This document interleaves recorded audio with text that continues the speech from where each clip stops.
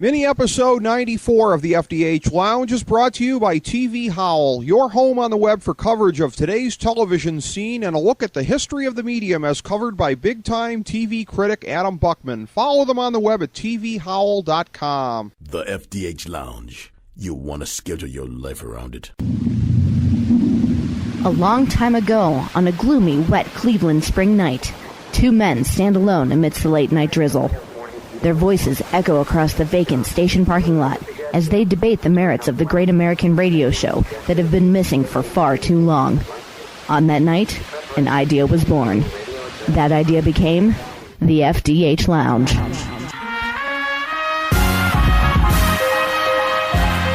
Welcome to the FDH Lounge. All right, folks, we are back with Part 4 of the 9-part Kyle Ross History of WrestleMania anthology here in the FDH Lounge. God help us all. Yeah. Rick Morris and Kyle Ross breaking it down here for you. We got through WrestleMania 5 last time around. That was Part 3. Part 4 that we're doing today is WrestleManias 6 through 8. So we're staying bunched up on the early end, Kyle.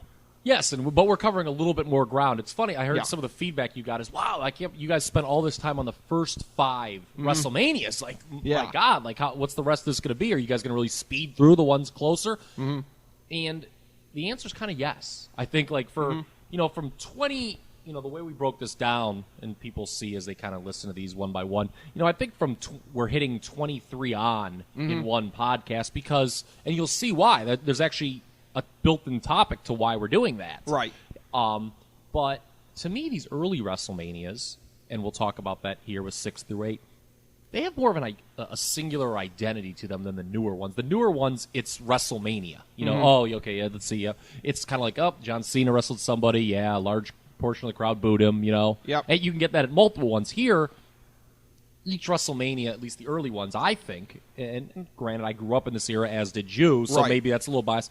They had their own unique identity. I remember a lot more. There's things that stand out, angles, matches, good or bad, right, that you remember. The main events certainly take no time to recall. Right. So that's why we're doing it that way. Today is and plus, more who wants to hear about something that just, at least that's my perspective. I could be way wrong on this. I don't want to really hear about something when you're embarking on a project like this that just happened. Everyone knows, Right. I would agree with that. And the ones today, I mean, by and large, and as we talked about, it's harder for them to miss. It's paint by numbers, but in many cases, it's, if not a paint by numbers Mona Lisa, it's a paint by numbers pretty good picture these days. Some years they screw it up. Last year was kind of unsensational with 27, but like 24, the Ric Flair retirement card. That was a very good one. That was a very good one. Here's the thing, and this is a formula that they have for filling this thing out, really. It's indicative of the era that we're in, that they have a formula that prevents them from dropping to a level that, say, of the mid-'90s. Some of the WrestleManias we're going to get to a little later on. The real down period. They have a net that's built in. Yeah, it will never be as bad as like a 93 or a 95 or that time period. Right. But at the same time, I think there are also some of these built-in mechanisms prevent them from reaching the heights of, say, a WrestleMania 3 or a WrestleMania 17, which we'll get to. It could be, yeah. I tend to agree with that for the most part. The average WrestleMania now is better than the average WrestleMania then. The ones we talked. We talked about of the first 5 WrestleManias, I rated 4 of them as below average. Right. With 3 being the obvious exception. And, we're going to hit these now, and most of these ones are in the average to below average range as well. I mean, the average WrestleMania now is great, but the last great WrestleMania, I don't know. That's a different subject for a different day. I just wanted to hit on that. No. I understand that, and I agree with what you're saying. And I think it's a thing also, we talked about it previously, that the early ones, and we're starting to move away from that with this mini episode today, a strong nostalgia value. The first 5 anyways, you get the 6, and then from there on in, it starts to fade a little bit. WrestleMania wasn't really a brand at that point. It was a novelty. It was like, oh, wow. Like, I remember, like, WrestleMania 5. I can't believe this is the 5th one, I mean, that was kind of like, now it's like, people don't even keep track of the numbers, Well, they do, obviously. But and because they didn't have a formula back then, they would put together obviously the one match, maybe beyond that 2 to 3 matches that they thought were really going to try and gather interest, and then fill out the card from there. It was sort of more like the proverbial box of chocolates here, and now not the kind that's got the road map in it, but some years it would be really good. Some years, like 6 here that we're looking at today, not so much. I mean, there wasn't a lot going. No, there wasn't. There wasn't. I mean, there were some things with nostalgia value. Yeah, keep in mind, though, that the goal, though, back then, and it really is today, is what it should matter. And when we talk about the modern-day WrestleManias, we'll hit on this even in greater detail. Mm-hmm. It is that one match is the selling point. Really, except for people like you and me and probably people that listen to podcasts like this, right? The undercard is largely not when a WrestleMania draws big, mm-hmm. it's never because of the undercard. Ever. Right. Really, anytime a show draws, it's never based on the undercard. But if we're going to rate something really strong, I mean, one of the reasons that 17 is so strong, it's not just because of the main event. It's because you sat there the whole time, and it was yes, and there really wasn't no a bad moment. There was no dead. And they try to. There is a focus now where there's not throwaway stuff. Right. We're going to really hit on that in these next 2 WrestleManias. And right. We started to talk about it with 4 and 5, where it just. They have all these matches, and there were no programs behind them, and they were short, and they just reeked of, hey, let's get 2 guys a payday. Oh, exactly. Whereas now they just put them on as lumberjacks in some match. And that's what they did. That's what they did they do the free-for-all on 6. What is that called? I don't know what it is now, but I know what you're talking about. They do still have it was whatever the Daniel Bryan Sheamus thing was. Well, that was year. a dark match, I believe. DVD exclusive. I believe that's how they do it. Pardon me. Yes. I believe that's what they. In my days, we got to see. In my days, we put on Channel 39 and watched the Smoking Guns versus the Body Donnas. Okay. I got to tell you too, and I don't think I touched on this on any of these ones. There are very few actual pay-per-views that I saw back in the day, but here's what I did. I could always get the Scramble channel where you could make out a little bit of what was going on and get the commentary, so that they're basically glorified radio. When I caught a lot of these pay-per-views the first time around, that's what it was essentially. And you could always go and get I don't know about. Well, I mean, we grew up relatively in the same area. There was a lot. Mm-hmm. Remember the old video store, which is now a thing of the past. Yes, you could always get the tape. I remember. And it's funny because maybe this is a smooth transition that you were looking for. Mm-hmm. I remember there was a waiting list for WrestleMania 6. And I was one of the first people on at Old Falls Video on Bagley Road. And I was so psyched that, I remember I went in there before it was released and was like, hey, when this comes out, I want it. And they're like, oh, you're 3rd already. Wow. So. Well, and that's... Talk about something that don't happen today. Yeah. Well, that was a show, and you talk about all the matches on this one and the way that it was formatted. 14 matches... But I think essentially almost a one-match show in terms of the way that it's regarded. Yeah. I mean, the other 3 were just, or 13 rather, were just throwaway ones. No one talks about anything, and it's a big deal for me, kind of macro for this podcast that we'll hit to. No one talks about the other 13 matches. No, they don't. They really don't. No staying power. There's a couple of matches on here that are worth talking about. There's a couple of moments that are remembered from this thing, certainly. Yeah, I just wanted to kind of talk about this. Yeah. One thing that we should point out about this show is this WrestleMania 6 in the Skydome, headlined by Hulk Hogan versus the Ultimate Warrior, which just kind of set the stage here, I think is one of the more fondly remembered of the early WrestleManias. You have to remember the Skydome was a really cool thing in 19. I was thinking about this right before we went on. The Skydome was a real novelty. Remember, it's like, whoa, the roof can open. Like, how do you do that? It was really new still. The Skydome. Toronto's always been a great city for the company. But when you take your 2 top baby faces, obviously they're both champions. Back then, a title match was a big deal. It was. Now, okay, it ain't Jack Swagger, Santino Marella, okay, and a Monday Night Special with a bunch of idiots running around in the background. Right. Okay. That doesn't leave a lot on the undercard. So that's the first thing that hurt it. But this is a fondly remembered WrestleMania. And I think, whereas 7, which we'll also be talking about here, I kind of want to go macro before we go individual here.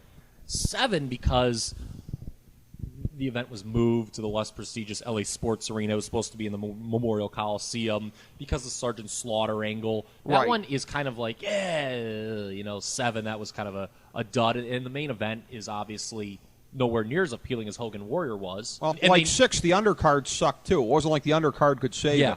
But although the semi-main was great. But with 7, I think that's a better show than people remember it for, while 6 is worse. You're probably right in terms of the way that we inflated it in our minds, but there were a couple. Maybe it accounts for the fact that there were a couple of guys that were on 6 that were not on 7. Like, for example, I don't believe Roddy Piper was on 7, was he? Yeah, but he wasn't. No, I know he Giant was in wasn't. Virgil's corner. He was in Virgil's corner. All right, and this was Andre's swan song. This was So Piper and Andre were on 6. Yeah, and they weren't on 7. That might account for it a little bit. You had some big names, but largely... Dusty was on 6. Yeah, but God, was that bad. Well... And that's a big sticking point to me with 6. I mean, if you want to get into some of these individual first of all, Hogan Warrior... Yeah. I mean, I've been criticized for years, when I've had a microphone in my hand and sitting next to you or sitting next to whoever talking about this. Yeah. Of hating Hulk Hogan. This, to me, was one of the last times he ever tried in a match. I thought this match is good. Like, as much as I dog all the other ones, right? This was his best WrestleMania match, and he gave a lot of effort. And when you have 2 workers that limited, it's pretty scary. I mean, they practiced this match. They called him to Stamford, and they practiced it. And it's very good. I would call it a fringe top 20 WrestleMania match all time. Yeah, it was very good. Part of it was, too, it's interesting. You can never separate, in the case of Hulk Hogan, the politics from anything else. Hulk Hogan had something to prove in this match here. He was being replaced on top by the Ultimate Warrior. He wanted to go out there and give the performance of a lifetime. And again, typical Hulk Hogan, finding a way, even while ostensibly putting the other guy over, to be selfish, going back in the ring, stealing his heat, putting the belt on him, and the wave of the crowd afterwards. I didn't think that was stealing heat necessarily, but I will. He admits now that it was. If you watch the DVDs, Hogan admits he was stealing his heat. I will say this: he carried the match. He did. He carried the match. The babyface v babyface thing on top was very unique. Right. I mean, that did not happen. And the crowd reactions were split. They weren't really booing either guy. Right. People were definitely cheering the one they wanted. I was a Warrior guy going. I remember, the early. I think this was my first vestiges of being a smart mark. I remember my dad being like, "Oh, who do you think's gonna win?" I'm like, I want the Ultimate Warrior, but stupid Hulk Hogan will probably win like he always does. And you're right, though. The fact that he was going to lose and the plan, I guess, was to replace him on top, I have major issues with that. By the way. And I'll get into that in a second. Maybe let him to try a little harder than he normally does. Mm-hmm. They went longer than he usually does. I mean, this was like a 20-something minute match, so yeah, that's worth pointing out. But as far as him, stealing the heat or whatever, there was a lot of focus. Remember, this is when they busted out the immortal line. Hulkamania will live forever. Hulk Hogan is now immortal. That's the first time they busted out the immortal Hulk Hogan line, was after this match. When he first came in '84, he was the immortal Hulk was Hogan, he? but it was, Are I you believe sure that wasn't so. the Incredible Hulk maybe it was Incredible. Yeah, they call him Incredible, because I specifically being like, oh, God. Kurt Angle would chastise me for getting my eyes wrong. Yes, okay. yes. But here's the thing. I thought, and here's the thing, obviously everyone talks about kind of the legacy of this is, all right, they tried going from Hogan to Warrior, and it didn't work. Mm-hmm. The Warrior was a flop as the champion. Now, I've always contended they did the Warrior no favors after the show. Right. Hogan, he went away, but he went away with a big injury angle against the Earthquake. That became the focus of the promotion, while the Ultimate Warrior was given a very lame challenger in Rick Rude, who he'd feuded with for 89. He'd already beaten decisively in a blow-off match. No one bought Rick Rude as a legitimate world title contender at that time. He was a great worker who could carry him, and he needed to be He wasn't even a great worker at that point. Rick Rude... He was above average. People always say, he carried the Warrior. To me, he didn't really get good until WCW, until he was working with Ricky Steamboat. Well, that was his peak. That was his absolute peak. But to me, the match they have at SummerSlam in the cage is terrible. But you're right that he didn't have the credibility. He did not have the credibility to be in there. And they wrestled on a Saturday Night's Main Event. The Warrior beat. Whatever. We're getting too far off the beaten path with that. But it's a 4-star match. Hogan Warrior. Yeah. I truly believe it's a 4-star match. And the build was great. They didn't have a lot. It's funny why they went to that, though. We should talk, because we've always talked about the setups for some of these. During this period, and in '91, this holds case too. The product got real stale. After WrestleMania 5, the product got real. The big program of '89 was Hogan Zeus, and remember there were rumors at the time that was going to headline WrestleMania 6. Oh yeah, and that would of course have been the biggest disaster of all time. It would have been the wrestling equivalent of the Hindenburg, for crying out loud, right? Right. So the Warrior was getting really popular, so they did that moment in the Rumble when they eliminate everyone, they turn around, and that's a great Rumble moment. It is. That's something that's going to be hard to duplicate because of the star power involved. But other than that match, which deserves a lot of kudos, and it's funny, again, we talked about WrestleMania 1, it speaks volumes when Hulk Hogan and Mr. T are the babyface team in your best match of the night. Yeah. It speaks volumes when these two save the show, because I just watched this in preparation for doing this podcast. There is nothing that holds my interest before that match. I mean, it's either wasting people, disappointments, or squash-orama. Yeah, and there's a couple points on the card that I want to talk about, but it's funny that in terms of this match, and I'm amused that with your foreshadowing about Hulk Hogan winning, that despite you being some years younger than me, this was the 11th hour, I'd say, of my markdom. You were already less of a mark than I was, but as a mark, even I knew kind of like it was one. I don't think I didn't know to use the word booking, but a thing of what happens the day after this match, and that's what made it so fascinating to me. Is that this you couldn't fathom it. You didn't get good guy versus good guy, much less superhero good guy versus superhero good guy. These were by far and away the top two guys of the promotion. It went so far against the grain. By the way, and this was something I was thinking about also, what a coincidence that in both cases, two of the cases in my life where I thought, oh my God, but what happens the day after the match? It was Hulk Hogan and both of the Blade Runners. Because I thought the same thing about him and Sting years later. Where do they go after that? At that point, I knew it was called booking. But I was like, what happens after that? Oh, you're talking about in WCW and Starrcade? Yes, at Starrcade 97. Well, I'll tell you exactly what should have happened. Okay, they should have beat him clean, and the NWO should have broke up. But instead, that company's out of business, and that's a different podcast for a different day. Exactly. Continue, please. Exactly. Okay. But it's just a coincidence that it's both of the Blade Runners with Hogan, where I had that sensation of, wow, this is the biggest thing that you can imagine, but I can't imagine where they go from here. It's interesting you bring that up because what was going on? The other Blade Runner was going on top. Yeah. Well, let's talk about what was going on the other channel in 1990. Yeah. WCW got a raw deal because if you remember with your timeline, as you know, Sting was going to get the NWA World Title from Ric Flair on this, and they were going to do their passing the torch. They got hosed. I remember as a kid, I thought they were kind of copying because I didn't really understand. Again, like the booking time and what happened. Sting was scheduled to get the title. They wanted to do like an ushering in the 90s thing. Right. Was going to get the title at Wrestle War 90, right, which was going to be in February. I think that's critical. I think he got really hurt by this. He legitimately did get hurt, and that's why that had to be changed. They did a couple pay-per-views with Lex Luger, the usual atrociously booked finishes. Right. He doesn't get it till July after the Ultimate Warrior. Didn't that kind of come across subconsciously? I bet you a lot of people is, they're copying. Because Ultimate Warrior and Sting, even if you didn't know they were a tag team in the territories, it's like, okay, it's the muscular, face-painted guy. Young guys. Yeah. Too. Yeah. And next generation. Yeah, exactly. Oh, wow, it really looks like they're copying now. You're right. It's out of their control. I wonder if that would have helped the NWA had the plan. Well, it certainly would have, but how much it would have helped had Sting gotten the title originally scheduled at Wrestle War. I think that's a real good point. And I think with Warrior getting the title here, it allowed the WWF to get the jump on him. Just like Sting, by the way, which also did not work, interestingly enough. His title reign was terrible. I don't want to hear anybody say that this was that's hindsight being 2020 guy. Putting the title on the Warrior here is the absolute 100% right decision. If you're going to make the match, it's the only outcome you can go with because whether or not you knew it was time. They also had to do something else. Yeah. Hogan was getting stale on it. The Zeus thing, the Randy's.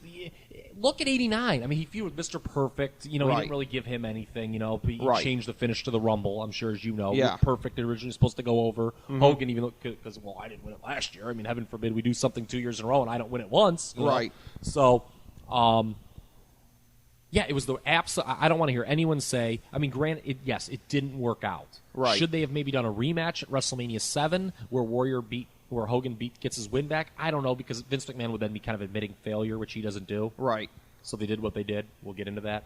But it was they had to try something new. They didn't do him any favors. And look, he's not he being the Warrior, not the performer that can carry a promotion that Hulk Hogan was in his heyday. Right. But it was the right move. It was the right try.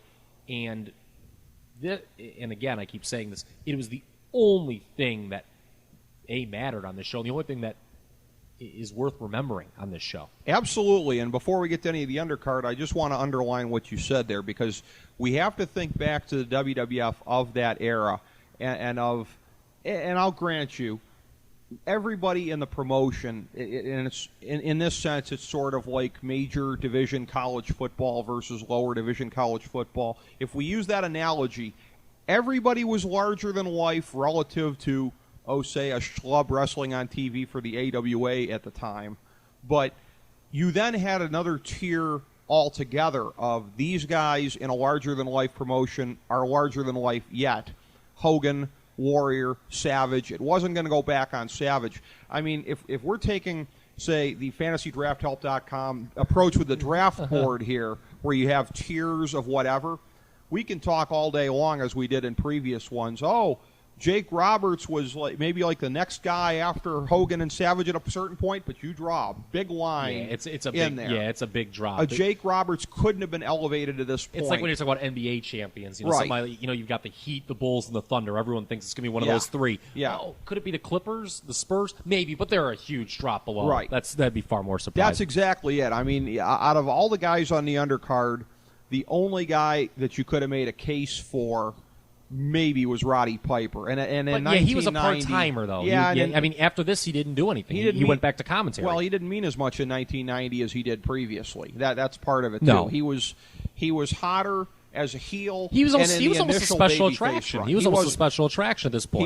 He was. And we talk about the special attractions, and I'll get to that in a moment, but I want to get to something here. When I looked at this card, when I looked at the booking, that you could see it a little bit even then of Vince, not as much as you would see in the years subsequently, but Vince with the Vengeance booking, because I'm looking at a match here.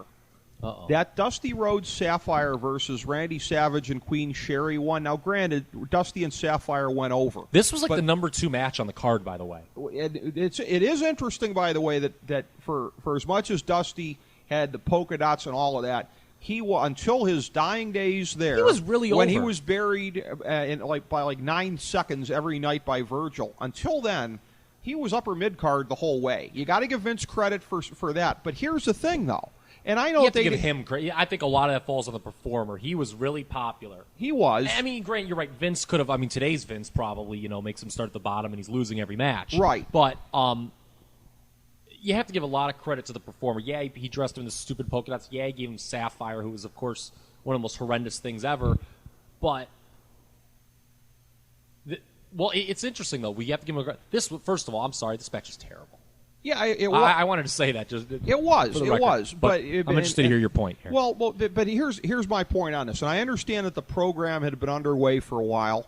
But that's a thing where that's in Vince's hands. He could have started the program a little later. My point is, you back up 2 years, 3 years, whatever, to kids like us with the aftermags. Dusty Rhodes versus Randy Savage? Are you kidding me? Where can I see this dream match? Yeah. By the time he gets to WrestleMania 6, they're in a throwaway mixed tag match that nobody gives two craps about. No, see, I just horrible booking. See, I disagree. This was the Really? number 2 featured match on the show. But it would have meant more if it was Dusty Rhodes versus Randy Savage dream match. Much more. You're right. I'm not being smart, Mark, by saying that. You're right. The inclusion of the women here Watered it down. was bad. Put them in the corners and leave it at that. Call it a day. Look, here's the problem with this. Okay, and this speaks volumes about WrestleMania in general. Randy Savage was wasted in this match. Right. I think is what we're both kind of is what Yes. you just said and what I'm Well, about so to was say. Dusty. Dusty could have been Yeah, used but for Savage more so. I'm going to tell you why. Okay. Well, because he has a bigger body of work at WrestleMania. Dusty, Right. I mean, this was his only WrestleMania, so I can't go off it. Right. Savage, I can argue, was the MVP, co-MVP, most important best match, whatever you want to say, at WrestleMania 3 certainly against Steamboat. He's in the best match that night. Right. Okay. Obviously not the main event, but it was the best match that everyone agrees. 4, he is obviously the main attraction there, winning 4 matches in the night to become champion. Right. 5, goes in as the defending champion against Hulk Hogan in the main event. Right. And then fast forward a year from this, he has that tremendous match against the Ultimate, carries the Ultimate Warrior to the match, the Ultimate Warrior's life, which we're going to spend a lot of time in. Sure. WrestleMania 8, he's in a world title match against Ric Flair, another great match. Then you have this one kind of in the middle. Yeah. Total waste. Very indicative of how bad this undercard is. This was a total waste of Randy Savage. You're right. Dusty Rhodes versus Randy Savage would have meant something. Yeah. Polka dots or no polka dots, the inclusion of the women, and this was just a backdrop to get Elizabeth involved too. If you remember, she comes back after the year off. She, gets physical by shoving Sherry. Right. This was just bad.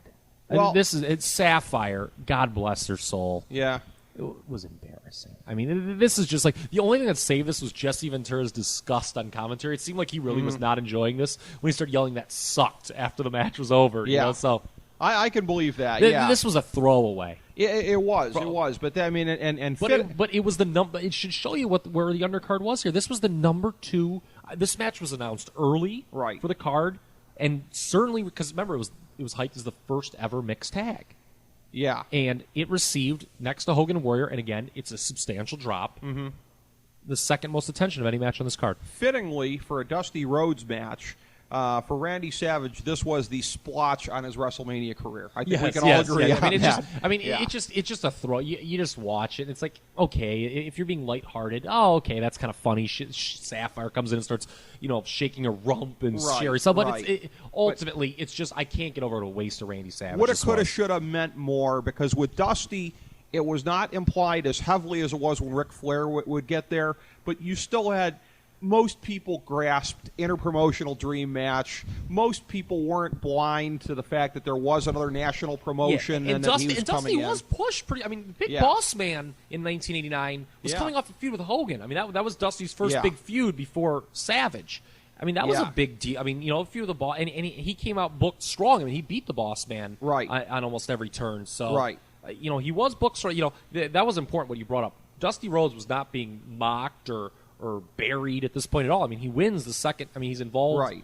He goes over in the second most important match on the card, but it's not a good match. He initially started, his first run was with Honky, and he dispatched to him pretty quickly. That wasn't really a run. That was just kind of a throwaway they did at SummerSlam. If I remember, he already had the nightstick. Yeah, I think so. He was really new, and they just and Honky was definitely on the job squad in '89. Okay, right, and. Yeah, he beats him pretty solidly at that SummerSlam, but he survives his Survivor Series. Dusty Rhodes, it was after this that it kind of began the slow descent, to him, being kicked out of there in early '91. It did. The other matches here that the only ones that really meant anything at all, we touched on it briefly before. The two special attractions, Roddy Piper and Andre the Giant. We'll take Roddy first. This is remembered for being some of the worst taste, I think, in the history. I mean, Vince was on a real roll. This was the Saba Simba era, and Roddy Piper coming out and painting Tony himself. Atlas. Yeah, that's Tony Atlas painting himself half black. I love the story on the DVD though, where he recounts about how they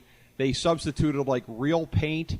And like Andre and Fuji. Yeah, emptied out with a cleaner and put water in there. So he was having to go through the Toronto airport afterwards with that. You're right. Again, one word can summarize it. By the way, he wrestles Bad News Brown. Bad News Brown, okay. Yeah. One word summarizes this. Disappointment. Again. Yeah, Bad News was over. This could have meant something. Well, he was kind of... Well, he was fading by then. You're right. He was fading. But here's the 89 was his year. 88, 89. It's funny. You see him, you're right. This match is obviously remembered for Roddy coming out with his body painted half black. Right. And, you think to yourself, who came up with this idea? I'll tell you who it wasn't. It was Bad News Brown, because he was reportedly not happy about it. I heard the shoot interview. Yeah, he went off on him. He was not. He took offense to it, and whether or not that's right, that's his cross to bear. Yeah. Okay, whether he's offended by it. I mean, you can't say you can't be offended by that. I mean, I perfectly understand why he would be. Yeah. Yeah, especially when he the black half was doing like a Michael Jackson dance. Yeah. But here's the thing: when you think Piper Bad News, this again. Huge, colossal disappointment. You think wild brawl. Right. And again, it's 1990 WWF, so you're not going to get like blood and them sticking spikes in each other's eyes. That would have been awesome. You certainly expect, I mean, even the announcers were kind of hyping, this is going to be a real wild, rock'em sock'em kind of match.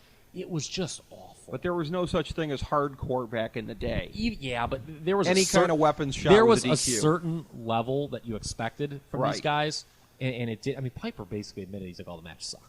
And I can't disagree with it. It was, first of all, a gutless double D count-out they go to. I mean, that doesn't help anybody's case. I mean, Piper was. You're not going to beat Piper, obviously. Right. But Bad News was he was also. He was almost done. He wrapped up by the end of the year. This again. Here's the problem with the WrestleMania 6 undercard. Most, if not everything, falls into one of two categories. Just a squash-orama that, just had no intrigue. You knew who was going to go over, and it's like, pin me, pay me. Mm-hmm. Or the hyped matches, all I think could be categorized as disappointments. The mixed tag was a waste of Savage, and this was just a bad match. It was. The program was okay. It started the Royal Rumble, remember? Yeah. And Bad News did the typical insulting. Oh, you're wearing a skirt and stuff like that. It had some heat going in. It wasn't like they just put these two against each other. It's not like a Duggan Bad News Brown from the previous WrestleMania where there was no program whatsoever. You just thought, oh, okay, this could be a good brawl. There was a program behind this, and it just the whole paint himself half black thing killed this thing dead before it even started. But here's the thing, though, and this was always the case with Piper. It was always a tale of both halves of what it takes to go into a pro wrestling match. You could put Piper with a lot of guys where it's a great promo battle and everything like that. But Roddy Piper, not being a great worker in the classical sense, had to have a guy with him where he wasn't going to have a styles clash. Witness, 4 years later, one of the worst ones ever, him and Jerry the King Lawler, King of the Ring 94, where those guys couldn't have meshed any worse. Now, Piper needed to be in there with somebody that was complimentary of his style. And keep that in mind, wrestling fans, for later in this podcast, because Roddy Piper, his best match ever in WWE, we're going to talk about that. Yes. Which is a couple years later, WrestleMania, which had a great verbal battle behind it, and then they performed in the ring. And a guy who could carry him as far as the work rate stuff went, and cover for him and everything else like that. I don't think these two got along. That's always when that's the two it guys, too. Yeah. And when you come out half black, look, I don't think Bad News was exactly looking to sell and make Piper look. No, he wasn't. He sold. Just it is again terrible. He certainly wasn't. The other big special attraction, and the only other match that really meant anything whatsoever, the last hurrah of Andre the Giant, the Colossal Connection, he and Haku defending the belts and dropping them subsequently to Demolition. I believe it was their last go-around as tag team champions. They turned captured heel the belts shortly after. Yeah, at 9:30. And added Crush. Yeah, and added Crush. So it was sort of a slow-motion double turn because they would turn heel subsequently. Andre the Giant turns face immediately after the match when Heenan turned on him, gets to go out as a face. Yeah, and to me, the match is not great at all. No. Andre, by the way, doesn't even work. He just does a couple token things like that. He was in awful shape. We talked about, what bad shape he was in for. Well, he was dead less than 2 years later. Yeah, he should not have been working here. But, whatever happened.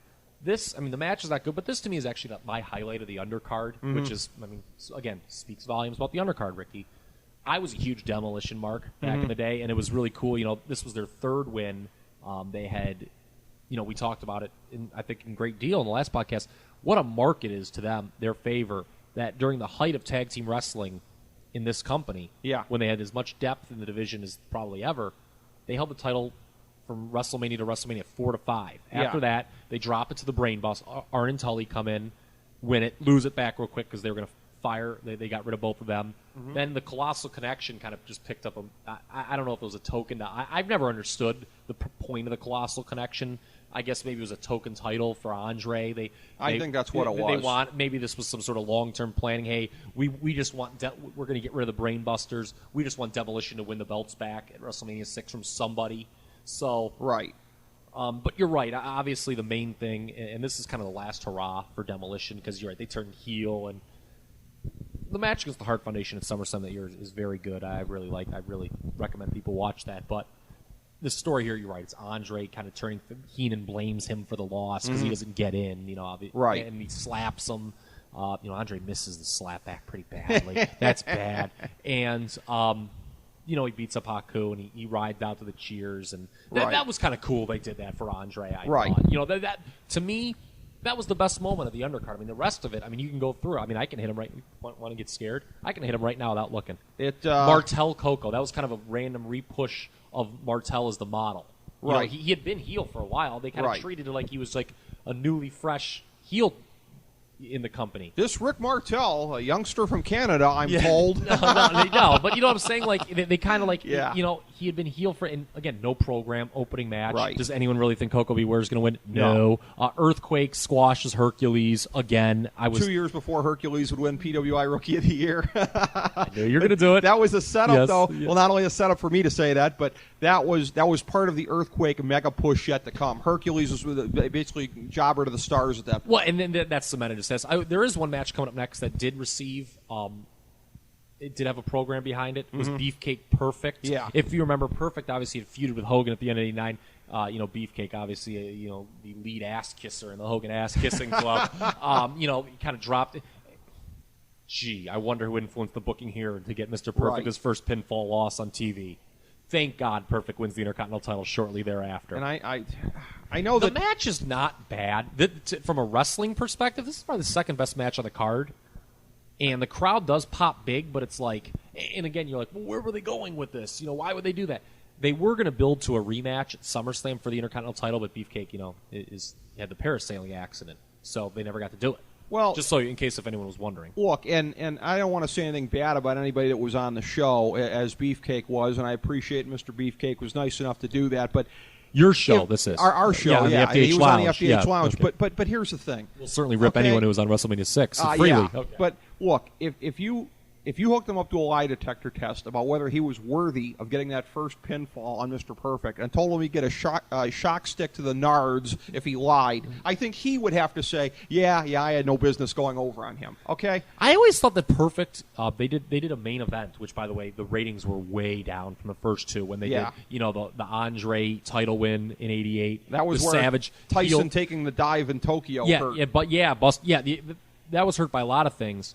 And then, you know, the Savage heel turn in '89. You're right. Their big draw was going to be Mike Tyson was going to be the referee for Hogan's Savage again.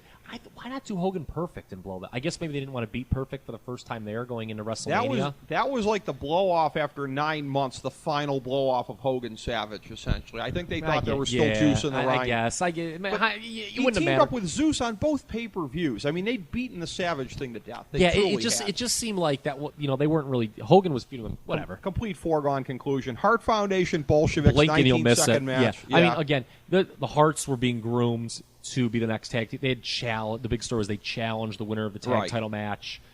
So they just put him over. The funny thing is, Boris Zukov in this match, I asked Bret Hart about him the first time he was on our show, because when I was playing devil's advocate about Montreal, I said Boris Zukov left the AWA with the World Tag Team titles, and that was one of the big nails in the coffin. Yeah, I said, I get the whole thing, and that Vince was incompetent to have the belt on you going into Montreal knowing you were leaving, but you couldn't really leave Montreal with a belt, looking at the Boris Zukov example, and he disagreed with me, but we had a civil discussion about it. This, by the way, this was not long before he went back to the WWE after denying that was in the works. Oh, I see. Oh. I should have known. Sneaky point God, yes. I should have known at the time, when we had a civil discussion about Montreal, I should have realized that he had put more of that to rest. And I thought. And by the way, we just spent more time talking about Hart Foundation Bolsheviks than anyone in the history of the world. Yes, I think we did. The Barbarian defeated Tito Santana. The Barbarian won of. I sent you a link from the Pro Wrestling Only message board. There's a guy on there, I think it's still in Waco, that has like 75 guys who would have been better than Triple H had they gotten his push. The Barbarian is on that list. That's a hipster take, first of all. Barbarian was underutilized severely. This wasn't. And you watch this, he does a cool clothesline, beats Tito. He didn't have it, man. He was boring. Foot to the head. His foot. He was better than. I'll tell you. His foot to the head greater than the knee to the head thing that Triple H but Jim does. Ross can't say shades of Harley Race. By the way, here's the nicest thing I will say about the Barbarian. What? He's better than the Warlord. Yes, he is. He most certainly Who was is. not on this show, by the way. But they had just broken up if anyone cares. Right. I love talking about because I can remember these angles, unlike the ones that happened last year that I can't remember. But they had just broken up the Powers of Pain because they were going nowhere. Right. And Fuji had sold them into Heenan. Was kind of redoing because he lost Andre here. He was kind of redoing the Heenan family. You would pick up Perfect too after the show. So what could have been a great match had there been less other matches to take up time. 7 minutes 38 seconds. The Orient Express defeated the Rockers by countout. It also could have been better if the Rockers clearly were not fucked up. Well, Pardon me. I'm sorry. I didn't mean to say that way. That just came out. If you need to beep that, there is a long and told urban legend that Sean and Marty had been out partying. You know? Okay. So some say when Mr. Fuji threw salt in Marty Jannetty's face, they might rumor has that might have not have been the first time all weekend Marty Jannetty had white stuff in his face. Oh! Okay, all right. Let's just say that. Okay. I thought you were going to say that with the other contents that were in his mouth at the time, that completed the margarita. Yes. You got to wonder if maybe this was changed. I don't know. No, I've never heard anything. A count-out win? Yeah. The Rockers, it's funny, Monsoon even mentions in the commentary, right. kayfabe, the Rockers seem off tonight. It is a long-told story that they were hungover. Well, yeah, that was, as they so often were back in the day. Jim Duggan defeated Dino Bravo. Duggan trying to get a USA chance started in Canada against the Canadian Bravo. That's the highlight of this match. Very nice. DiBiase with the $1 million belt defeated Jake the Snake Roberts. I can't believe we're not hitting this till then. Again. Upper mid-card. Well, you know what? This was probably the third feat, along with that mixed tag. This was heavily pushed. These guys had feuded for almost a year. Remember, DiBiase attacks Roberts at WrestleMania 5. Oh, man, how did we... And again, one word to describe this. Disappointment. It was so boring. Yeah. Jakewitz has a horrible string of WrestleMania matches. That's true. He had the match against Rick Rude at WrestleMania 4, which is two guys just headlocking each other for 15 minutes. Right. The Andre match is atrocious at WrestleMania 5. Right. And then this, and then we'll get into the blindfold match next year, which isn't exactly reminiscent of Flair's Steamboat, okay? But again, look, what were the featured programs underneath Hogan Warrior? I don't mean to keep beating a drum. I feel like I'm on the worldwide leader here. You might as well be. Okay, yeah. Well, what a fine channel too. Okay, but here's the thing: Jake DiBiase, mixed tag. Piper Brown, the matches that have angles going. Because there weren't a lot of things that we just hit there in the last 2 minutes that had programs. The matches that did have programs, all disappointments. This match is... The crowd does the wave during this match. Yeah. And the announcers, the pouring out, Gorilla and Jesse are pouring, say, it's got to be WrestleMania. God, can you imagine now? Yeah. Vince McMahon would probably run out and just start shooting the audience or start telling Michael Cole, say Bizarro World 20 times. He probably would. In the breakup that had the least heat since the Young Broncos breakup, the Twin Towers dissolved as the Big Boss Man defeated Akeem with Slick in 149. Boss Man did get a mega push in 1990 as a babyface. He got a real big push. I mean, he was in Hogan's corner at SummerSlam, replacing the very not over Tugboat Thomas. Toot toot. Okay. Akeem gets buried here bad because if you remember before this, DiBiase was hiding under the ring from the previous because there was a program. Remember, if you were maybe you don't, Jake had stolen the $1 million title, which set up that match. Right. And DiBiase tried to, pay Boss. He tried to pay off. That was Slick the impetus for the turn. Yeah, he paid off Slick to get to have the Boss Man do it, and the Boss Man, it made no sense. The Boss Man was like, "What a payoff! I would have done it, for free, but now that you're giving me money, this is terrible. I'm turning babyface." So DiBiase beats the Boss Man up before the match, and they're basically like, "Oh man, the Boss Man, you got a raw deal here," and he hits one move and it's over. Yeah, hit the bricks, Akeem. Well, you know why? They had Dusty to make. They didn't need Akeem to make fun of Dusty Rhodes anymore. They had the real thing. They did, and in another year or so, Hakeem would be out of there and back to being the one-man gang in WCW at the time, too. Proof, by the way, if proof were still needed, that Big Bubba Rogers greater than the Big Boss Man. Big Boss Man sucked as a gimmick. Really? Or, the Boss, the Guardian Angel, whatever that was he was bad. like. The Big Boss, if you ask Give most me Big people, Bubba Rogers any day of the week. Yeah, I'm old school NWA, yeah, buddy. I know, but most people are going to say this was his height. I hope that with Hogan as the Big Boss. I hope that doesn't make me a hipster, but I prefer Big Bubba Rogers. You're not. I'll let it slide. All right, and then the only other one we didn't talk about, two legendary names, but a match that meant nothing because of where they were at their respective points in their career. Ravishing Rick Rude defeated Jimmy Superfly Snuka. Well, Rude was going to get the big put. He was cut his hair. Snuka, at this point, he had been brought back in '89. It didn't work. The magic was gone. Steve Allen on commentary for this, a dismal job. Gorilla Monsoon, one of my favorite people who does these sub-burials of people on commentary, crushed Steve Allen on this. Yeah. Listen to it. It's funny. And by the way, I hate Rick Rude. That was tremendous. I love Rick Rude. He was a great heel, but we should explain why I hate Rick Rude in case people missed the last podcast. Well, because we talked about this that supposedly, then this has come out from a couple different people, I guess, including, I've never heard it come out of Bobby Heenan's mouth, but I've heard other people say that Heenan said that Rick Rude hated him because he stole his heat, and that Heenan always felt like that, he hates me because he thinks I'm stealing his heat. He thinks I'm drawing off his heat and everything like that. And Rude supposedly believed that himself. And while I don't believe that was the case, I also don't believe he needed Heenan's help as much as a lot of the other heat magnets that.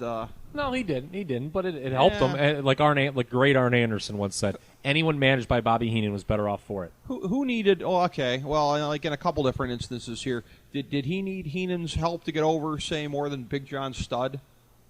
No, but it doesn't mean that he wasn't better. He wasn't more over because he was in the Heenan family. It was probably being more in the over. Heenan family was a big deal back then. But it's like, here's the thing, though. You can be in the Heenan family, and you get the rub gives you a certain benefit, so to speak. It doesn't mean that Heenan's got to go out there and do the same level of shtick with you. I mean, what did he do, though? He stood behind him and took his robe off. Yeah, I mean, he did what a manager's supposed to. That is a stupid take by the late Rick Rude. Well, okay. The man's not here to defend himself, but good because I'd win the argument anyway. He doesn't have to waste his time losing an argument. I don't think this conversation would go any differently if he were. It actually will go much worse if it keeps going. I think so. Next subject, please. I think it would. Yeah. So Hogan Warrior though we really like and Hogan Warrior. Yeah, the undercard was a disappointment, and the couple matches that were collectively kind of the semi-main with the remnants of the big names. All disappointing. And so here's the thing: 6 WrestleManias in the books now, Ricky, that we've talked about. Yeah. WrestleMania 6, I put I talked about how 3 and 17 you could put them up on their own pedestal. There's 25 others to rank. You could break them, I think, pretty cleanly into 5 groups of 5. WrestleMania 6 goes in this, not the bottom group of 5 that 1 and 2 went into that I talked about, but it's in the next worst group that 4 and 5 are in. I think 4. So here's the thing: 6 WrestleManias in the book. I've got 5 rated as the worst in the bottom 10. Yeah. So I mean, as much as nostalgia as we have, got to be fair. Got to be objective. They don't stand the test of time in terms of something you want to watch start to finish. Yeah, unless if you remember the period. I think newer fans will be, God, these matches are all so short and just, there's no good moves. Right. But not a lot of programs. It then comes to with Warrior and Hogan.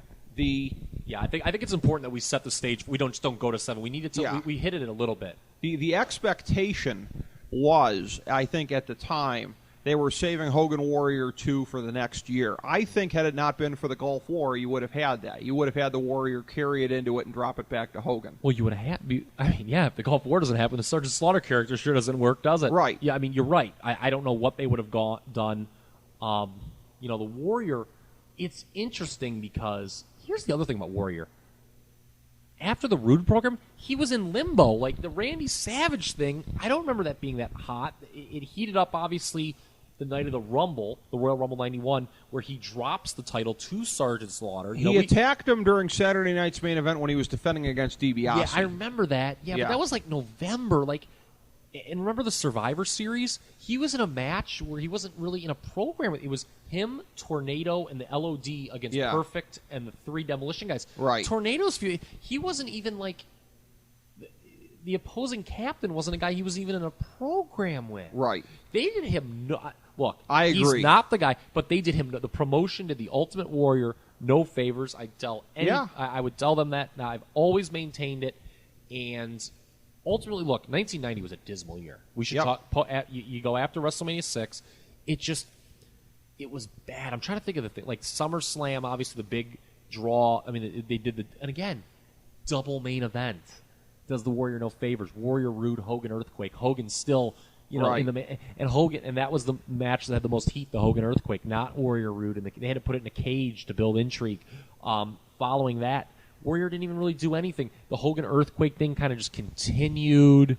I'm trying to think of the other. Well, here's the funny thing. There just was nothing going on in 1990. It was so boring, and the big thing obviously was Slaughter, which is much maligned through the years. It is tasteless. Yeah. And I've not defended, but said some of the criticism was a little overblown.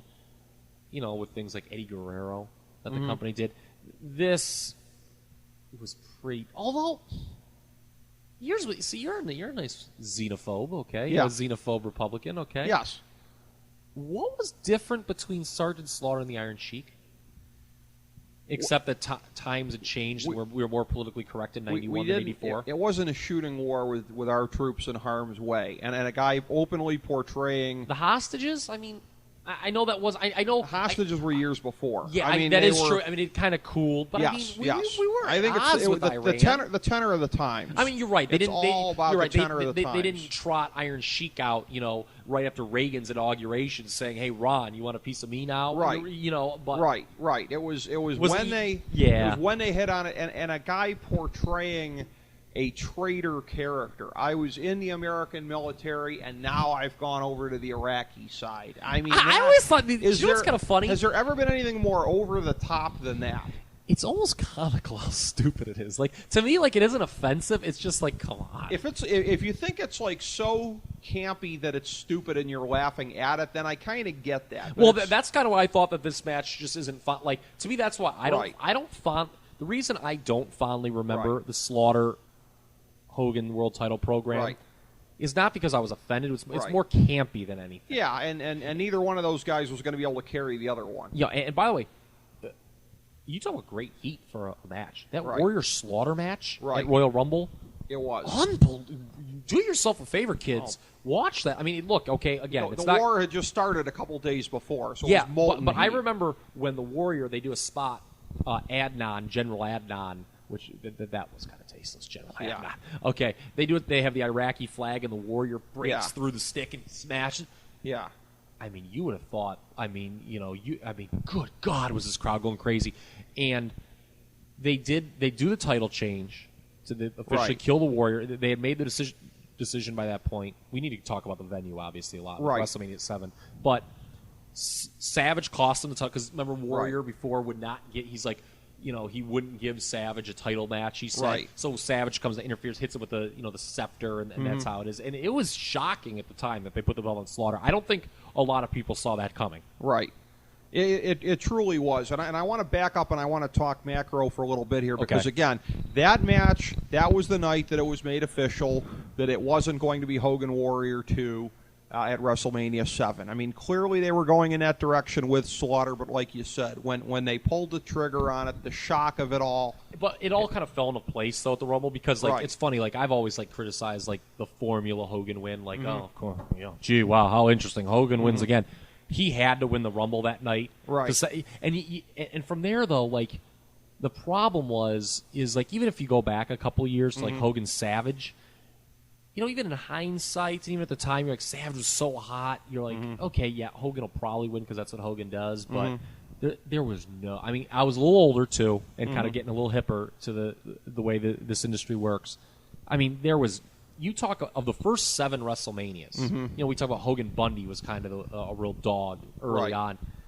I think this one even has that beat in terms of lack of intrigue. They hyped this up as the Stars and Stripes WrestleMania.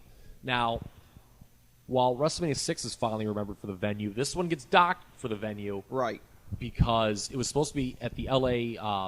Memorial Coliseum, which, in case you're younger and don't know what that is, that was built for the 84 Olympics, correct? No, for the 32 Olympics. It's an ancient facility. Okay. It was re-upgraded, renovated. Pardon my French. Renovated. Okay, my goodness. Okay, because when I said that, I was like, God, that building. I was thinking about that before ancient. this. Yeah, I was it's like, ancient. God, that was built in 84. How bad did that thing get in 7 years? No, yeah, it was renovated. The Raiders played there. Yeah. When they were in L.A. That's where the Raiders played, kids. Yeah. And they had these big dreams. We're going to have 100,000 people there. We're going to set this record. It's going to be great. And the advance was slow because wrestling was not as hot at that point. And they made the decision to move it to the much smaller LA Sports Arena, which is where the Clippers played before they started becoming tenants in the Lakers building. This was a Clippers-only building. And the theme is, oh, wow, that's fail. And, of course, the company line was, we got bomb threats over the Slaughter angle. Stop that. We had to do it for security purposes. Hey, Patterson, phone in a bomb threat. Yeah, exactly. That's terrible, okay? Just be honest, okay? The advance was slow. Right. I'm going to tell you something right now. This goes with my macro theme of WrestleMania 6 and 7. I thought this indoor venue, and granted, I kind of agree with something John Cena said. I think maybe he and I are draw the ire of Vince McMahon when we say it. I still like the arena feel for WrestleMania. It makes for a super hot. This was a hot crowd for early 90s WWE at WrestleMania 7. This was a hot crowd that I thought made this show a little bit more. Like at WrestleMania 6, they just seemed kind of dead the whole time. There was a lot of the wave, really. Right. There was no wave. I mean, this crowd was hot. A real poop hole arena, though. I mean, the LA Sports It was a dog. I mean, you figure maybe they couldn't have got. I mean, I don't know if the Forum was booked, which is where the Lakers. But you're right. It was a real dog arena. Now it's where they had WrestleMania 2, though, right? Isn't what that? Yeah. Okay. Yeah. So, that was the. Maybe I don't know. Maybe the Forum didn't do. I don't know. I don't have. Maybe. Okay. Maybe I'll call Jack Nicholson during a timeout. There you go. go. See what happened.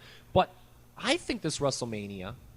It's interesting because it goes against a lot of what we said. If you take away the tastelessness of the main event, the sort of, what's the word I'm looking for? The obviousness of the result. Yeah. There's a word there that I'm missing. This show is better than WrestleMania 6, I believe. Interesting. Well, we'll get to that. That is not the mainstream view, I think. No, it's certainly not. Well, last macro thing I want to hit before this, because this is something that had occurred to me, because we were at this point squarely into, and this is part of, by the way, the historical rap that is on the Ultimate Warrior, because I agree with you that he was done no favors in the booking. Nevertheless, the Ultimate Warrior's professional epitaph reads in large part that he presided over the beginning of the end of the boom. It is commonly regarded that in 1990, that's when you really started to see the first significant weakening. And a lot of that's since tied the to him. national You're right. expansion. A lot of that's tied to him. Unfairly in many cases. It wasn't as bad as it would get. I mean, the drop-off started getting more severe. Yeah, you ain't seen nothing yet. I mean, I remember. I always go back to how much was wrestling talked about in school. That's something I'm going to bring up the next couple of WrestleManias. There were a lot of people were talking about this show going up. I remember I was in 5th grade, and a lot of people were still looking forward to WrestleMania at this point. While certainly, this boom period had peaked, there was still a lot of intrigue despite that, despite some of the negatives going Here's into what the show. I want to compare that to, though, because I just realized this recently. I've always thought of this in terms of the end of the last boom. All the hotshot signings that Vince made to try to pop things, whether it be... Remember, he wouldn't bring in anybody when it counted during the invasion, but then subsequently. Yeah. Flair, NWO, Big Papa Pump, etc. Yeah. It's very interesting. Yeah, Goldberg. In retrospect... I don't know if we could tie Dusty to this, but certainly as you start going along, Ric Flair later on would be one of the things. But what I want to talk about going into this one here, let us not forget how significant it was that he finally signed the Road Warriors, immediately christened them the Legion of Doom. But that was something there. That was an attempt to really kind of pop things a little bit. Outside of Ric Flair, easily the biggest thing that had not been under his banner yet. And then it was. Here's a weird discussion. I think when I wrote for the blog last year, I talked about this. Yeah. And maybe this is a unique place because Hogan Slaughter. Look, it's like every Hogan match you ever saw. There's not a lot to talk about there. It's the reason this WrestleMania gets a bad rap. But here's an interesting talking point: the tag team division. I'm glad you brought up the Road Warriors. Yeah. The tag team division was an interesting spot here because the Road Warriors, they are the one team that can be over without the belts. Right. That's always been their thing. And people are like, why weren't the Road Warriors the champions? Well, they could be over without it. And they were over. They came in for the quote unquote dream feud with Demolition. Right. That was never really blown off on TV. It just they had the three Demolitions. The 6-man on Saturday night's Yeah, the main Warrior event. was involved.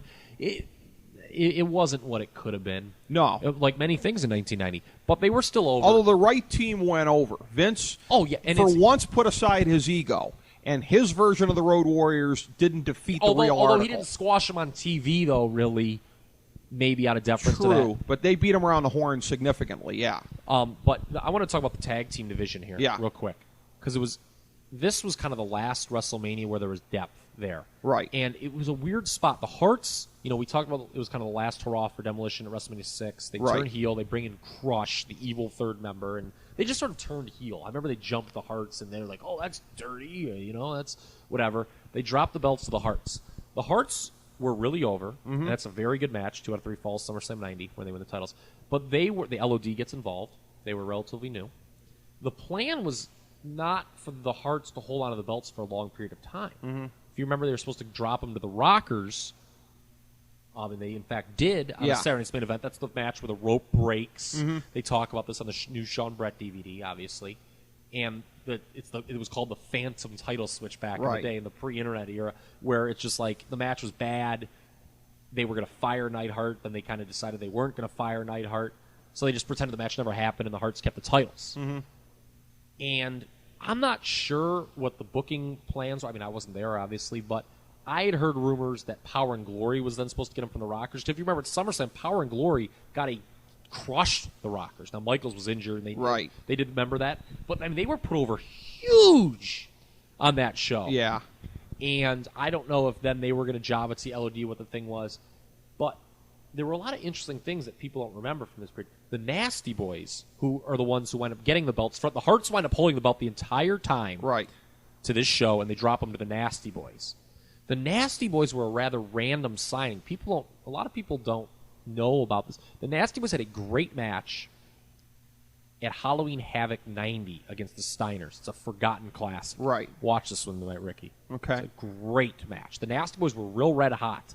And Vince being Vince, I think on a whim, because they were available, the WCW being WCW, didn't have their contracts done. Vince just signed them away because they were a hot act. And I think, people have talked, I've read in some places, that to justify that signing, Vince kind of had to put the titles on the Nasty Boys. Well, and he probably smelled money in an eventual Nasty Boys Road Warriors feud, which is where they went eventually. Going into SummerSlam. But the Road Warriors here, they squashed the aforementioned Power and Glory. Yeah. Who Paul Roma and Hercules a year before he would become PWI Rookie. I'm telling you, you watch SummerSlam 90, you watch them squash the Rockers. The Powerplex was a great move. That was a great move. Yeah. I couldn't believe nobody thought of it at the time. Yeah, and before then. You can't tell me that you didn't think that this team was going to be in line for something after you watched that show. I thought they should have beat the Harts, to be honest, because the baby, rather than the way, and then because here's the thing, Power. So anyway, after that long soliloquy, here's kind of the story. Okay. Jim Neidhart keeps his job for a while. The Road Warriors stay over but don't get the belts. Mm-hmm. The Nasty Boys are randomly signed and they get the belts from the Harts at this show. It's pretty good. By the way, it's a good match, I think, like a 3-star match. The Nasties beating the Harts. Crowd was shocked at the time. No one expected the Nasties to go over here, right? Even though the Harts were kind of stale and the helmet was involved. Yeah, the helmet, and it was it was long overdue to give Brett that singles push finally, which he does. They break it. This is it for the Harts, right? The Rockers were clearly the best team in the company at this time period, and yet they just never get the belts. Didn't get the belts. On this show, they beat the Barbarian and Haku in the Curtain Jerker. Another kind of 3-star-ish match. Yeah. You'd be surprised. The Rockers, I'm telling you, they were so good. They had kind of cleaned up. This was a year before the big turn where Michaels turns on Jannetty. Yeah. And after this, they were kind of caught in limbo, the Rockers. Right. Because the LOD were clearly getting the titles. They just annihilate Power and Glory in a minute on this show. Right. Like, in one of many throwaways on this show. But they get Rockers win here. They're the best team. They just kind of go into limbo because the breakup angle, they didn't even start teasing that till months down the road. Right. I mean, very possibly as far as workers go, one of the 5 top, you could say one of the 5 top tag teams in company history, quite possibly, and they never got the belts at any point in time. Somebody who was in another one of the elite ones in company history, the British Bulldog, now a solo guy defeating the Warlord. That must have been a truly putrid match because Davey Boy Smith was into his heavy roids period. Yeah, he was brought back here as a solo guy. He kind of, which led to the hard feelings between him and Dynamite. Right. There was a bit of an angle between this. This match is actually not putrid. Okay. Again, whereas WrestleMania 6, a lot of things were disappointing, there were some things on this show that were surprisingly okay or good. Like Hart's Nasties. Okay, that's not a match that you expect to be a match of the year, nor was it, but it was pretty good. Same with Rockers, Haku, Barbarian. This was okay. The Warlord, the whole draw to this was like he had this full Nelson that was so good, and he was going to put the Bulldog in it. Okay. And the Bulldog breaks out of it and wins. It's your standard from the era roided up face versus roided up heel guy. It doesn't stink. I'll be honest with you. That leads it is us far from the best. It's far from the worst. It's far from the best match, but it's also far from the worst match on this show. Speaking of roided up face versus roided up heel, Kerry Von Erich defeated Dino Bravo. And you can put late in front of both of them. This was not part of the highlight reel of WrestleMania 7. Two guys that were going nowhere. Right. Yeah. Two guys that were going nowhere. Von Erich this was just like, what do you do? I mean, neither guy was even getting pushed. Bravo, this was his swan song. I mean, Tornado stuck around for a little bit longer because he made it to the next Royal Rumble. Pardon me, but Bravo. He might have got 86 right after. Not just the commonality too, and unfortunately they both passed away. Bizarre, under less than flattering terms. Well, both of them rapidly administered lead poisoning, yet only one was voluntary. Kerry's was self-induced, and Dino's was got used for a pincushion in his living room by a bunch of bullets. Yeah, Dino Bravo being murdered by the Canadian mob for the bootlegging of cigarettes has to be the most, in an industry that never ceases to surprise you, has to be the most bizarre, and I'm not making light of it because it's not funny, obviously, but it's got to be the most bizarre wrestling death ever, Dino Bravo. It just is like, you heard about it, you're like, what? And if you tell someone, like a buddy who maybe knows who Dino Bravo is that watch wrestling that era, they're like, what? They're like, come on, what would you see this on TV? Well, no, that's how it happens. It's got to be way up there on the list. Another match that... So that does not support my point that this is an actually underrated WrestleMania. No, nor do the next couple here. Jake Roberts defeated Rick Martel in the blindfold match. Obviously, this is one of the most much maligned matches in WrestleMania history. Yeah. It's the gimmick was stolen from Kevin Sullivan. Mm-hmm. It's dumb. Okay, there was no contact. Should we explain? Maybe people see. They both had a blinding angle. There was a blinding angle where, this was one of the big undercard matches during one of Jake's show. Drug suspensions. Yes. Where they did a blinding angle where Martel, for God knows whatever reason, was out on the Brother Love show with Roberts, and he was spraying the snake with arrogance, and it made spray the arrogance in your eyes. Yeah, and it made Roberts mad, and there was even though. He had what's interesting, he had sprayed arrogance in people's eyes before, and it wasn't a big deal for whatever reason. It's funny. I've seen subsequent Coliseum home videos. I'm like, oh, well, that really kind of shot that Jake angle dead. But it has special powers on Jake's eyes. But they did a big angle where Jake got blinded. It was really he really went into that, if you remember. Remember he had the fake contact in that made his eyes look all crazy. So it was a Chris Adams ripoff. Yeah, I'll say this, though. At least I'll tell you, it's a hokey storyline, but God bless it, they went down fighting with it, didn't they? And I'll tell you what about this match, too, that makes me not hate as much people. This is the first non-Jesse WrestleMania, okay? Okay. You know what a mark I am for the man I'm about to talk about. Right. Bob Heenan was phenomenal on commentary. Folks, a wrestling promotion's idea of comedy is usually not funny. Right. Bobby Heenan on this show, I'm telling you, he is better than a lot of stand-up comics. Okay, he's better than Dane Cook, I'll tell you that much during this match. He has all these awesome things, patented Heenan one-liners. He's like, I think Martel should be allowed to take the hood off, close his eyes, and work on the honor system. It's just stuff like that. Wait. So Bobby Heenan's better than Dane Cook. Does he also steal from Louis C.K.? Oh, I see that. I don't know. But God, there's some other good ones in here. I forget. God, I can't believe I'm drawing a blank. I used to actually have these committed to memory. These Heenan one-liners from this match. Heenan is phenomenal on this WrestleMania. He is at his best, annoying Monsoon. Yeah. And getting that patented Monsoon reaction he could get. And look, to me, the commentary, and this doesn't happen much, helped save this match for me somewhat. Jake obviously goes over. After this was kind of Martel's big heel push. Yep. And he does the mega job, which he had to. I think here, there's no, it's the usual thing where the crowd was into this, though. Right. Smart marks like you and me and people who listen to the show make fun of this match all day long.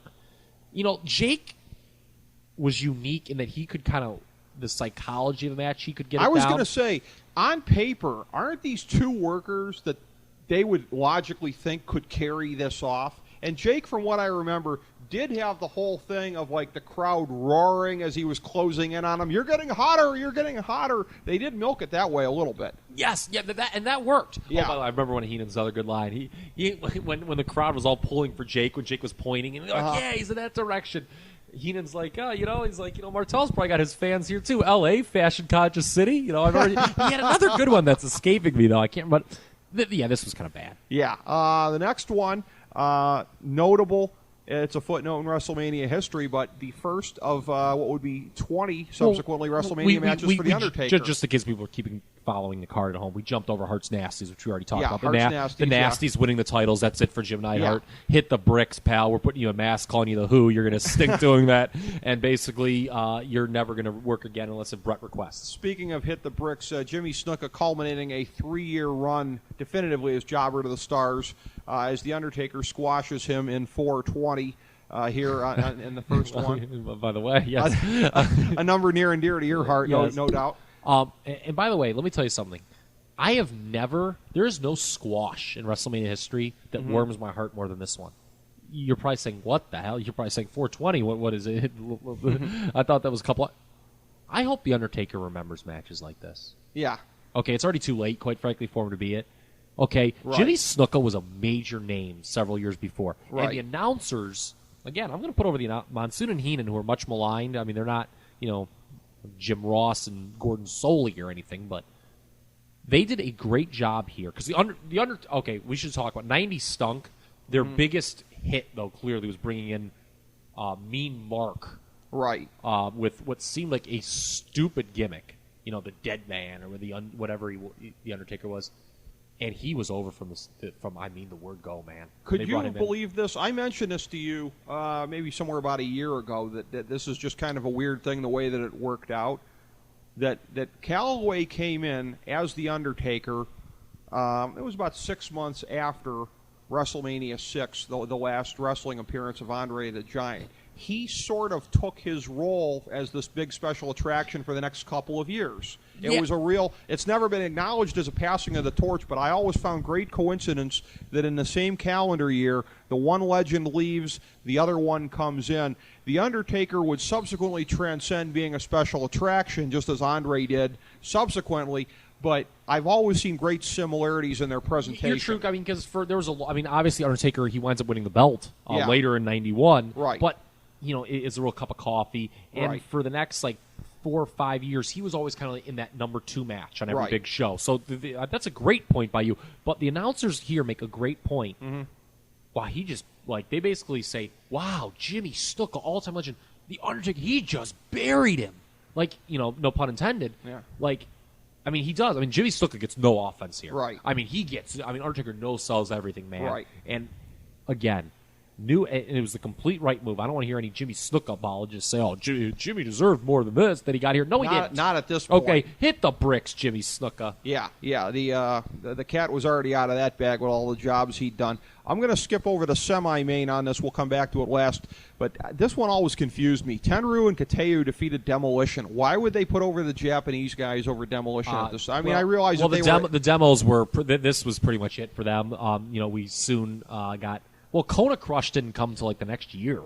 The Repo Man. Yeah, the Repo Man. Why wouldn't you give the rub to the Rockers or somebody? I just don't get that. They were doing there was the third Japanese promotion was springing up at the time, that SWS, and they were doing a big joint show with them. This is something that I clearly didn't know at the time, but I kind of been doing some reading, the years subsequent. And it was kind of you talk about no heat, man. This was the first match out of intermission. Remember the old intermissions at WrestleMania? We kind of talked about that, I think, last time. Right. This dog had no... I remember at the time being so, first of all, who are these Japanese guys that aren't managed by Mr. Fuji? Okay? Think about it. They were Japanese guys that were presented as pro wrestlers from Japan, as opposed to stock WWE Japanese or wrestler characters or WWF at the time. That didn't stop a disastrous Regis Philbin interview with these guys occurring, where he was asking them questions and they didn't know. Of course, since they don't speak English, they just no-sold everything. Okay, not exactly something Regis is going to put on his, I believe, career retrospective. Okay, not exactly equivalent to working with Kelly Ripa. Okay, No. although better than Kathy Lee Gifford, I think. Yeah. Okay, but you want to talk about one of the most forgettable and meaningless WrestleMania matches? I'll put this up against any. The next one's got to be on the list also. The Big Boss Man defeated Mr. Perfect by disqualification for the Intercontinental title. That had a ton of heat going in. Did it have a lot of heat? All right. Remember, that was the whole... he insulted my mother. Blah, yeah, blah, they blah, insulted blah, his blah. mother. It led to Rude. They got rid of Rude, and the Boss Man went through everyone in the Heenan family. He beat which wasn't a lot at the time. He beat Haku and the Barbarian. I think it basically both. No offense to Ray Traylor, I just wasn't a fan of the Boss Man character. It just bored me. Bored me. I thought this was the most over he was. Yeah, that's true. A lot of people, myself included, as a 10-year-old, who bought into him. He was hot at this point. Thought he was going over here. Right. It's kind of shocking that he did. All signs pointed to it. Long term, it's better that they waited to have Perfect put Brett over at SummerSlam. Right. But Andre kind of comes. I mean, Boss Man was a big deal here. They brought Andre back out. Remember, Andre interferes in this thing. Yeah, but it was better that they didn't put the belt on him. It was. At the time. It was really surprising they didn't. History says, You know what I compare it to? It's like the near misses Brutus Beefcake had with the belt at various pay-per-views. It's like, boy, it's a good thing they didn't pull the trigger. Yeah, it's like, okay, he kind of deserved it, whatever that means. Yeah. But he was hot. But but somebody better was going to be coming along. A DQ ending is weak. Right. I said this WrestleMania was underrated, by the way. This one's not. This next one. Oh, that's right. We skipped over the good one. This next one's not going to buttress it any. Earthquake defeating a face Greg Valentine in 3:14. That's about 2:36 too long, I think. Greg, okay. They gave him Greg Valentine. We talked about this. I don't know why we talked about this on the phone last night. Yeah. But Greg Valentine's a terrible babyface. I don't care what year it is. I don't care what he's doing with the He could have been a great anti-hero in 86 or 87, but I agree. Yeah. I think he could have been coming off of it, but that would have broken the mold. We have a webcam in here. I'm doing my best Stephen A. Smith face when Skip Bayless talks about Tim Tebow. Yeah, you do look unpersuaded. Yes. But we talk about this next one a little bit. Squash-O-Rama. Legion of Doom. There weren't as many Squash-O-Ramas on this one as 6, it seemed. I don't think so. Although the Mountie defeating Tito Santana in 121 certainly was. Yeah, this was right before El Matador. This was, by the way, Tito's 6th consecutive WrestleMania loss for those keeping score at home. Yeah, hard to believe. Virgil defeated Ted DiBiase by countout. The long-awaited Virgil-Ted DiBiase feud. I want to tell you something right now. Mm-hmm. It was kind of for DiBiase, it's obviously not, his career highlight. I think if they made a DVD about him, I think, certainly it gets a chapter. It might be the fact he was able to carry Mike Jones to a, somewhat passable match. This was really heavily hyped. And anyone who tells me that Virgil was not over for a short period of time, okay, he certainly wasn't over when he was at... on short. Okay, yeah, he wasn't over when he was at Permatown Mall, okay? I'll tell you that much, okay? When Joe Linway snapping the photos or whoever. But, This was, again, this didn't disappoint the way, again, that some of those WrestleMania 6 matches disappointed. Like, to me, I think this was actually better than the... Still no count-out win? What? Well, they were building to the match where he wins the $1 million title at SummerSlam, I guess. Piper was involved here, if you remember. Sensational Sherry, who we obviously have to talk about. It's going to make no sense bringing up here. She joins DiBiase here after, being with the Macho Man for 2 years. Right. The Macho King, pardon me. And this, to me, though, was better than, DiBiase Jake the previous year. Yeah. And on paper, it shouldn't have been. It was this, to me, was a good and well-done angle with, he humiliated. I'm sorry, the Virgil face turn at the Royal Rumble that year is awesomely executed. There is no conceivable way that could have been executed any better than they did. Yeah. And I always respect angles, even if I don't like them necessarily, and this is not my favorite. That can't be that they were executed perfectly. They didn't have the caliber of worker to follow up the angle, but I agree. If you take that out of the mix, what they did was impeccable. Virgil, it's one of those things now, you get a guy like Ricardo Rodriguez is with, Alberto Del Rio for 5 minutes, and they want to, do something. They want to change it up. Right. These guys have been together for, over 3 years, so it meant something. It really, really did. And then the match that was the semi-main, almost sort of co-main of the card because of the stipulation. And the reason to watch this show. Yeah, it turned out to be one of the great matches of all time at WrestleMania, the retirement match. The Ultimate Warrior defeated Randy Savage. Which is kind of comical when you say that. In 2048. A huge overachievement when you talk about the Warrior being in a great match, but Randy Savage, the consummate planner ahead of time, and Pat Patterson, I believe, playing a role also, too. The committee collectively put together the greatest overachievement maybe in WrestleMania history. This had a lot of heat going in, and they had not, believe it, and the crowd really bought the career-ending Stiff. Right. They had not killed Stiffs on pay-per-view in 1991 yet. Okay, they were close, but they hadn't done it quite yet. You're right. The Ultimate Warrior, I hope, and he probably didn't because he's a real prick by all accounts, needed to shake a lot of hands. Oh, I like his politics. Okay. Yeah. Yeah. Maybe he could have beat Mitt Romney on Super Tuesday. I don't know. Queering don't make the world go round. Yeah. Yeah. But let me tell you, well, how ironic that Pat Patterson booked this match. Oh! Okay. But this is a minor miracle. I mean, we talked about the Warrior Hogan is good. Yeah. But it, in a way, if it wasn't at least good, that would have been kind of a catastrophe, considering the spot it was in. This was in the middle of the card. Now, it was the second featured match on the show, and then you're right, in many ways, the one that people were looking forward to the most because Hogan's Slaughter was a formality.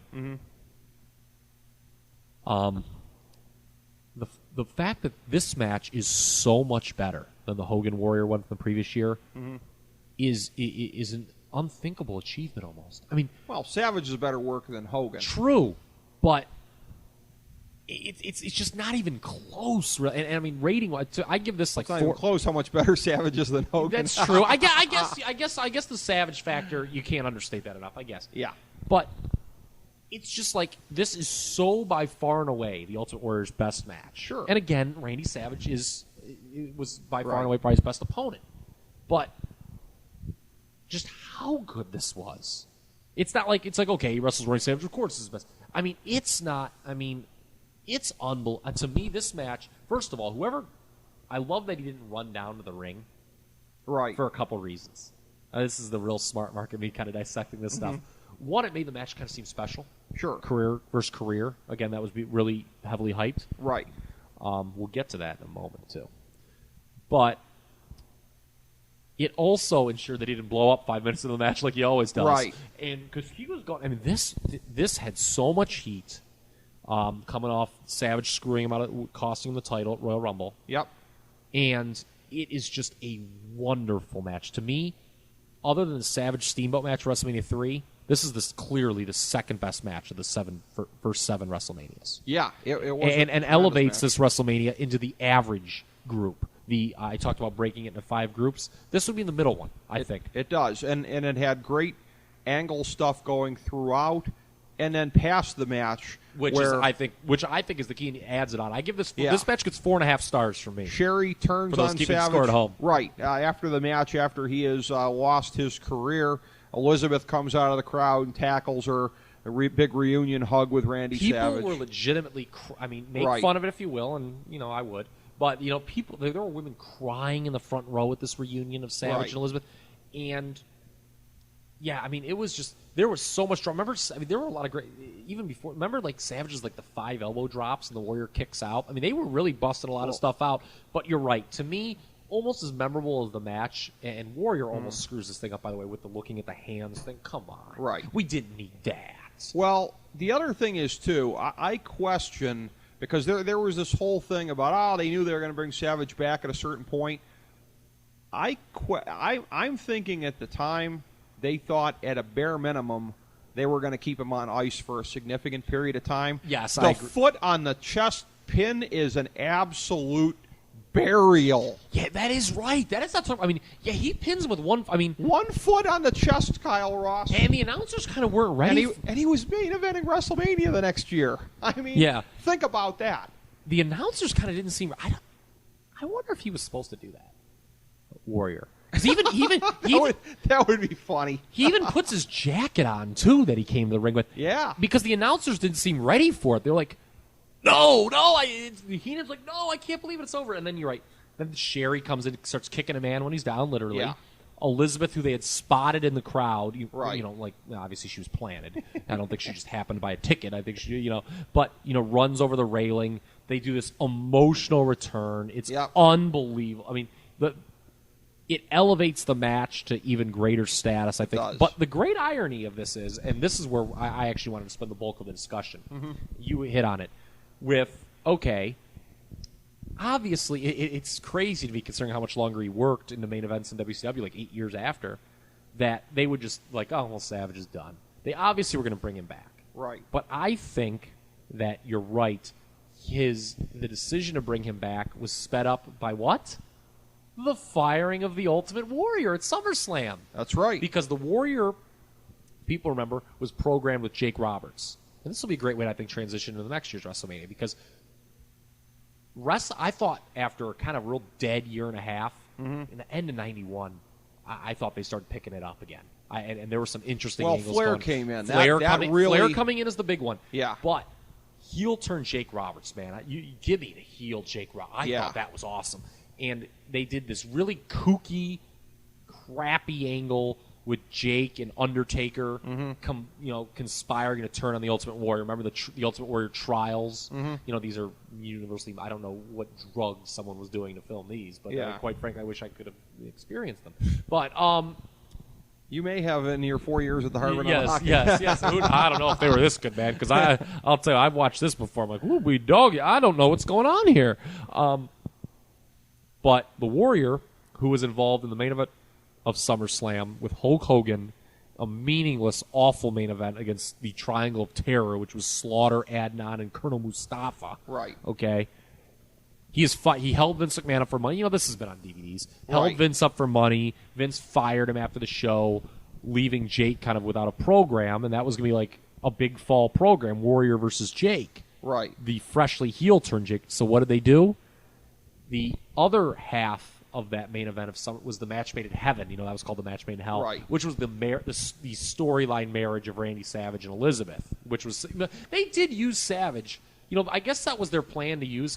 Well, and he was a TV announcer a lot of the time too. He never went away. Yeah, I mean, but he wasn't in the ring. How about those old superstars with Vince McMahon, Roddy Piper, and Randy Savage on commentary? They were horrible. But you know what? They were kind of funny though, and sometimes do you remember when McMahon and Piper were like the two buddies when he proposed? They did the big proposing angle. They're like, come on, do it, Randy. That was kind of funny. The whole thing, which in typical wrestling black humor style, the Randy Savage Elizabeth on-camera marriage happened at about the 11:59 point of their real marriage. That's too bad. That is too bad. That is.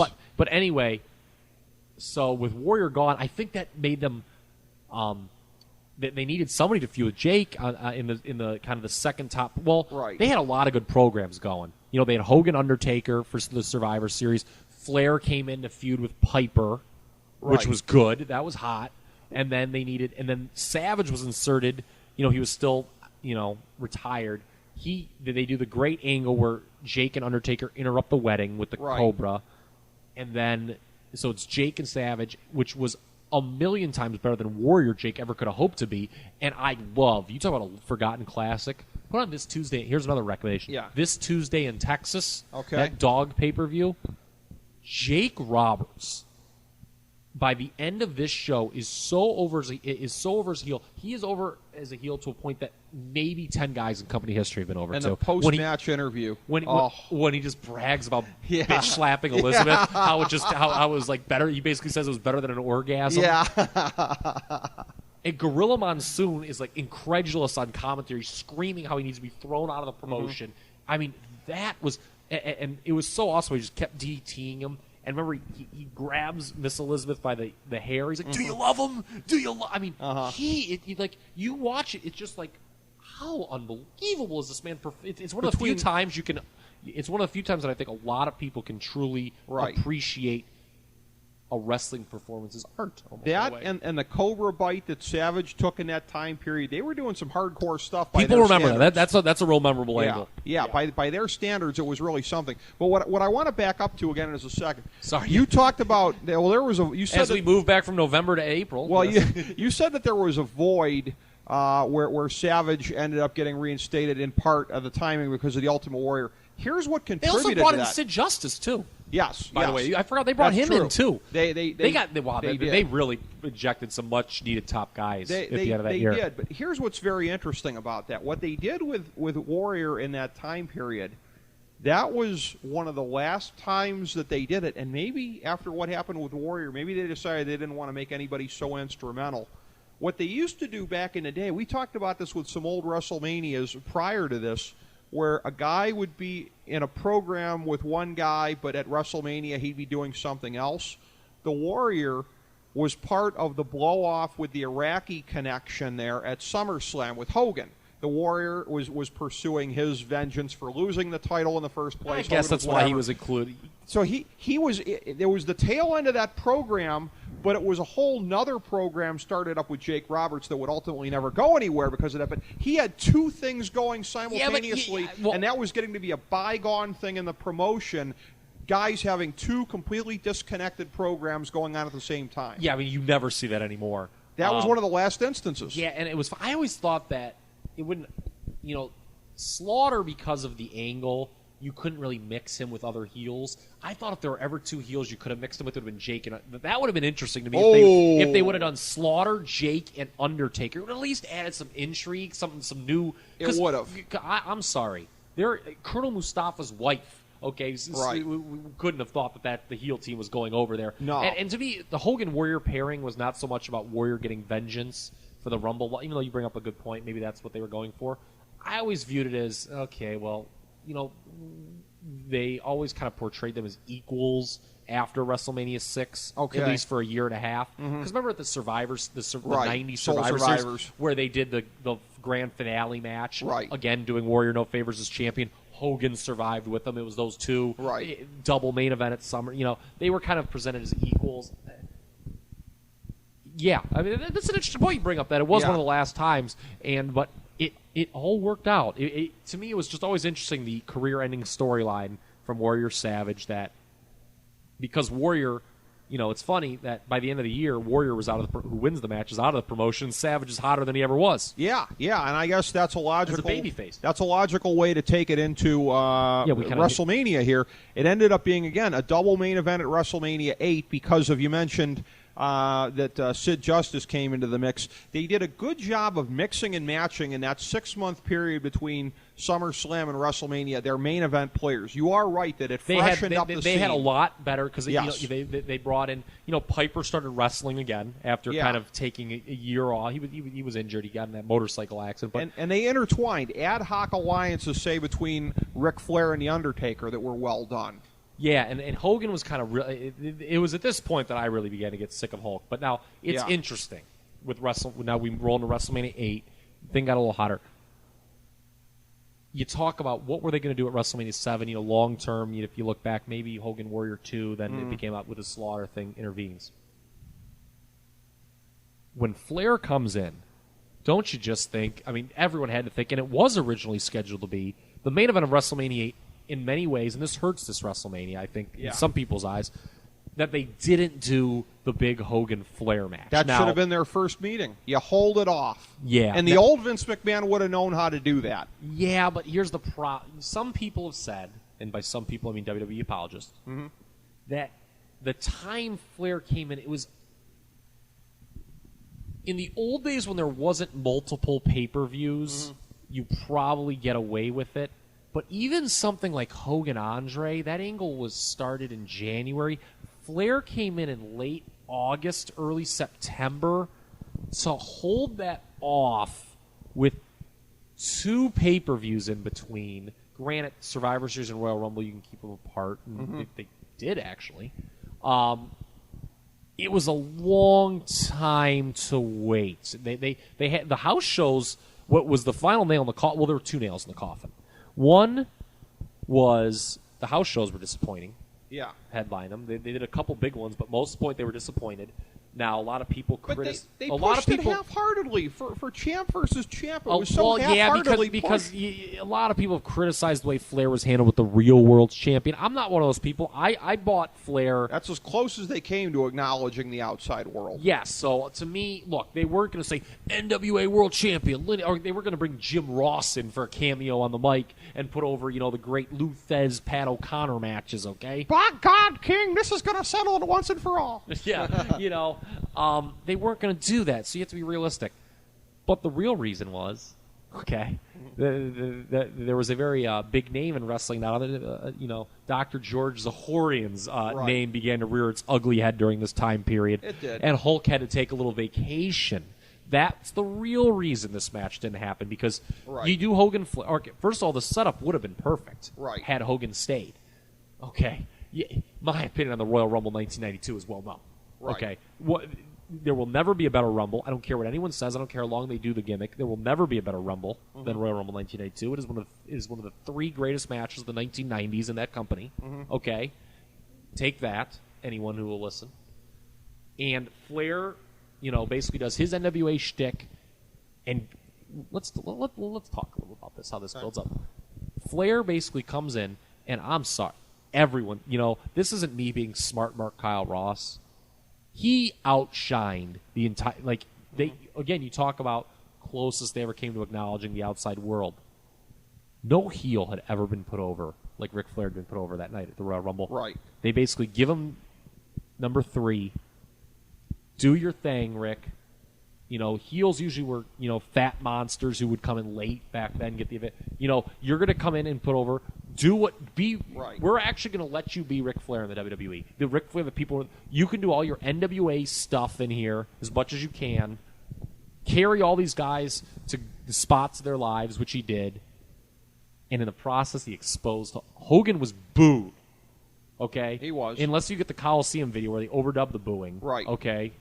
That's not me making things up either, Paul Belfi. Okay, it happened.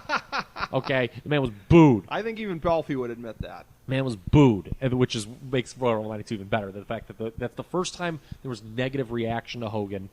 He does the thing with Sid, and it didn't work out for him at all. The crowd was chanting Sid during that face-off. Sid kind of was supposedly turned heel in that match by dumping Hogan. Right. Crowd didn't react the way they thought. That was a big misread by the old creative team. They always build the Rumble as every man for himself, and then we're supposed to believe that doesn't apply to Hogan. Yeah, exactly. That's a great point. Kayfabe point by you, Rick. Yeah. Morris. So what they did was, with Hogan at this point beginning to fear for his livelihood.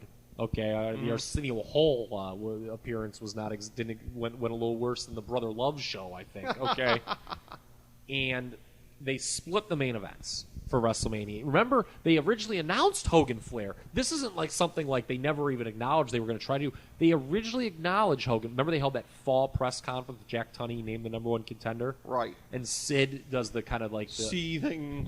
Seething promo. Oh, this is bogus, or whatever he kept saying. He's just stammering over his words. Sid turns on him on a Saturday night's main event, and they decide to split the main events. They do Hogan-Sid because Hogan leaves, obviously, for a year after this show. This is officially, by the way, the end of the era, this show, WrestleMania 8. After this, it goes down. Things really start to take a tumble. And then Flair without an opponent, they kind of pluck Randy Savage, who sort of won his feud with Jake Roberts at this point. They wrestled on the same show. Sid turns on Hogan, and he beats him. And then they just kind of, it'll be Flair Savage now for the title. And then they do that wonderful angle with Elizabeth. Yeah. Where, Flair, she was mine before she was yours. Woo! Basically, there was like these doctored photos, and Flair, the inference was that he used to fuck Elizabeth. Pardon me. That's the second time I used that term on this program. I apologize. That's outstanding, Kyle. That, he did Elizabeth before Savage. She was mine. Way to cover it for 10 seconds late. Yes. And that angle worked big time, man. That drew a lot of heat for that Flair Savage match, which I think was even better than the Savage Warrior match the previous year. Yeah, it was. Not a lot of people have that. I give this match 4 3/4 stars. What do you got to say about that? It was a very good match. I would agree with that, and the setup for it was excellent. As far as why they went back to Savage, and we talked about it at the time, Warrior out of the picture, although ironically, we'll talk about it a little bit later, he would come back into the picture at the end of the show. Probably to fill the void left by Hogan. It's not like they were going to immediately put the belt on him. You talk about the tiers of stars that they had in the promotion. Savage, as a face, was, especially if they were going to be turning Sid Justice, he was the only one that was on that tier where he could take the baton from Hogan. Plus, Undertaker just turned face before the show and was not right. Even though he had been the champion, they couldn't go. It would have made no sense. It would have been too big of a risk because you didn't know how he was going to do as a face. Yeah. Here's the thing about Savage too. They probably looked at it and they needed an angle. They needed a hook, and the whole Elizabeth thing. Right. I don't know who came up. I don't know if they made the decision to have that match, and then they're like, oh, poop, we need an angle. Or if they're like, okay, we've got something. Flair being the playboy type character, it probably didn't take them too long on that. Sure. Go back to Precious and Jimmy Garvin. I mean, this was the MO for Ric Flair storylines. Sure. But having said that, they probably looked at it that, okay, Savage did pretty good business a couple of years ago as a lame duck champion. We knew all along we were going to take the belt and put it back on Hogan. Hogan's out of the picture now. Let's see how Savage does without the net. Not as good the second time around, safe to say. No, it was not. But that's like you said. It was a really good main event match there. That was one of two main events. Really. It was interesting because this was the first time ever the world title. It was contested in the middle of the show. Yes. Hogan goes on last because why wouldn't he? Yeah. But well, and it was billed as not exactly billed as a retirement match, but strongly. They were talking about you know, Sid claimed it was his destiny to retire Hulk Hogan, and it wound up being his last match for a year, Hogan. But WrestleMania 8 is a tale of two halves to me. Mm-hmm. I don't know if there are any other notes we want to hit on Mac before we hit the. Okay, WrestleMania 8. The first half of the show is tremendous. The second half, which culminated in that match, which culminates with Flair Savage, unbelievably heated match. Flair blades, by the way, got himself in big time trouble with the boss afterwards because Bret Hart bladed the match before, but he made up a lie that it was hard way, which Vince believed in. What an idiot this Vince is! How do you believe that's and somehow or another, Vince always believed Bret's lies about that. He believed Bret's lie that it was hard way juice against Davey Boy Smith in December of '95. Did he? I thought that was sanctioned. I thought they gave the green light for the first time. I think that was. Wow. And then of course WrestleMania 13. Steve Austin just cut his head. How Vince McMahon believed? Really? Yeah. No. You're wrong. Read Bret's book. Bret swears to God in his book that Vince believed that the cut on Steve Austin's head at WrestleMania 13 was hard way. I am not lying. Vince was that credulous. Vince would believe the Bret problem Hart. with me in most wrestling books is I'll just start skimming them and I miss these points. You missed the good part there, then. Wow. Yeah. Vince. Apparently. And by the way, shame on Bret Hart for not manning up and just admitting things and just letting Flair. If I was Ric Flair, I would hate Bret Hart too for throwing me under the bus like that. Who knew, right? Who knew that of any of the things in life that Vince McMahon has that are kryptonite, one of them is whenever Bret Hart lies to him about juice in a match, that he will always believe Bret Hart. How about but you know, kind of their pain is our gain. Blood in 2 matches at WrestleMania. Yeah, I mean, I'll take them up. And Savage Flair to me is better than Savage Warrior the year previous. I give it 4 3/4. Yeah. Okay, making it one of the 8 best matches in WrestleMania history. All right. There's only 8 matches I've ever given 4 3/4 or above to at WrestleMania. Okay. This is one of them. I mean, just Heenan, unbelievable on commentary, rooting for Flair unabashedly. Mr. Perfect turns in a tremendous performance in the court, just cheating very liberally. Right. A lot of people don't like the ending to this. I thought it fit in perfectly. With Savage cheating. With Savage, you know, faces didn't generally cheat. That's why it worked, because like now it wouldn't work. People are like, oh wow, well why wouldn't he cheat? Right. Back then it's like, whoa man, he cheated to win. Right. You know, that worked big time, because for those who have not seen the match or maybe only seen one, Flair cheats very liberally in this match. I mean, and there were a lot of other things too, like near falls. There were a lot of they didn't do a lot of wrestling WWF matches, NWA matches did them, but didn't have the near falls built in. This had a lot of near falls built in. You know, and then again, post match angle involving Elizabeth, tremendous. Flair, bloody, yelling, "What about me? Right. What about me?" Kisses her. Savage. See, now with this post match angle, it made sense. It did justify this being in the middle of the show, because there's a wild brawl afterwards with Savage going crazy when Flair kisses Elizabeth. Right. Perfect. And it's a young Shane McMahon, by the way, involved in this fracas. Right. Yeah, that wouldn't have been a good show-ending angle. No, especially because both guys cut absolutely phenomenal promos. You talk about those Savage Jake promos at this Tuesday in Texas. Right. Let's give Savage and Flair two great promos anyway in the history of the business credit.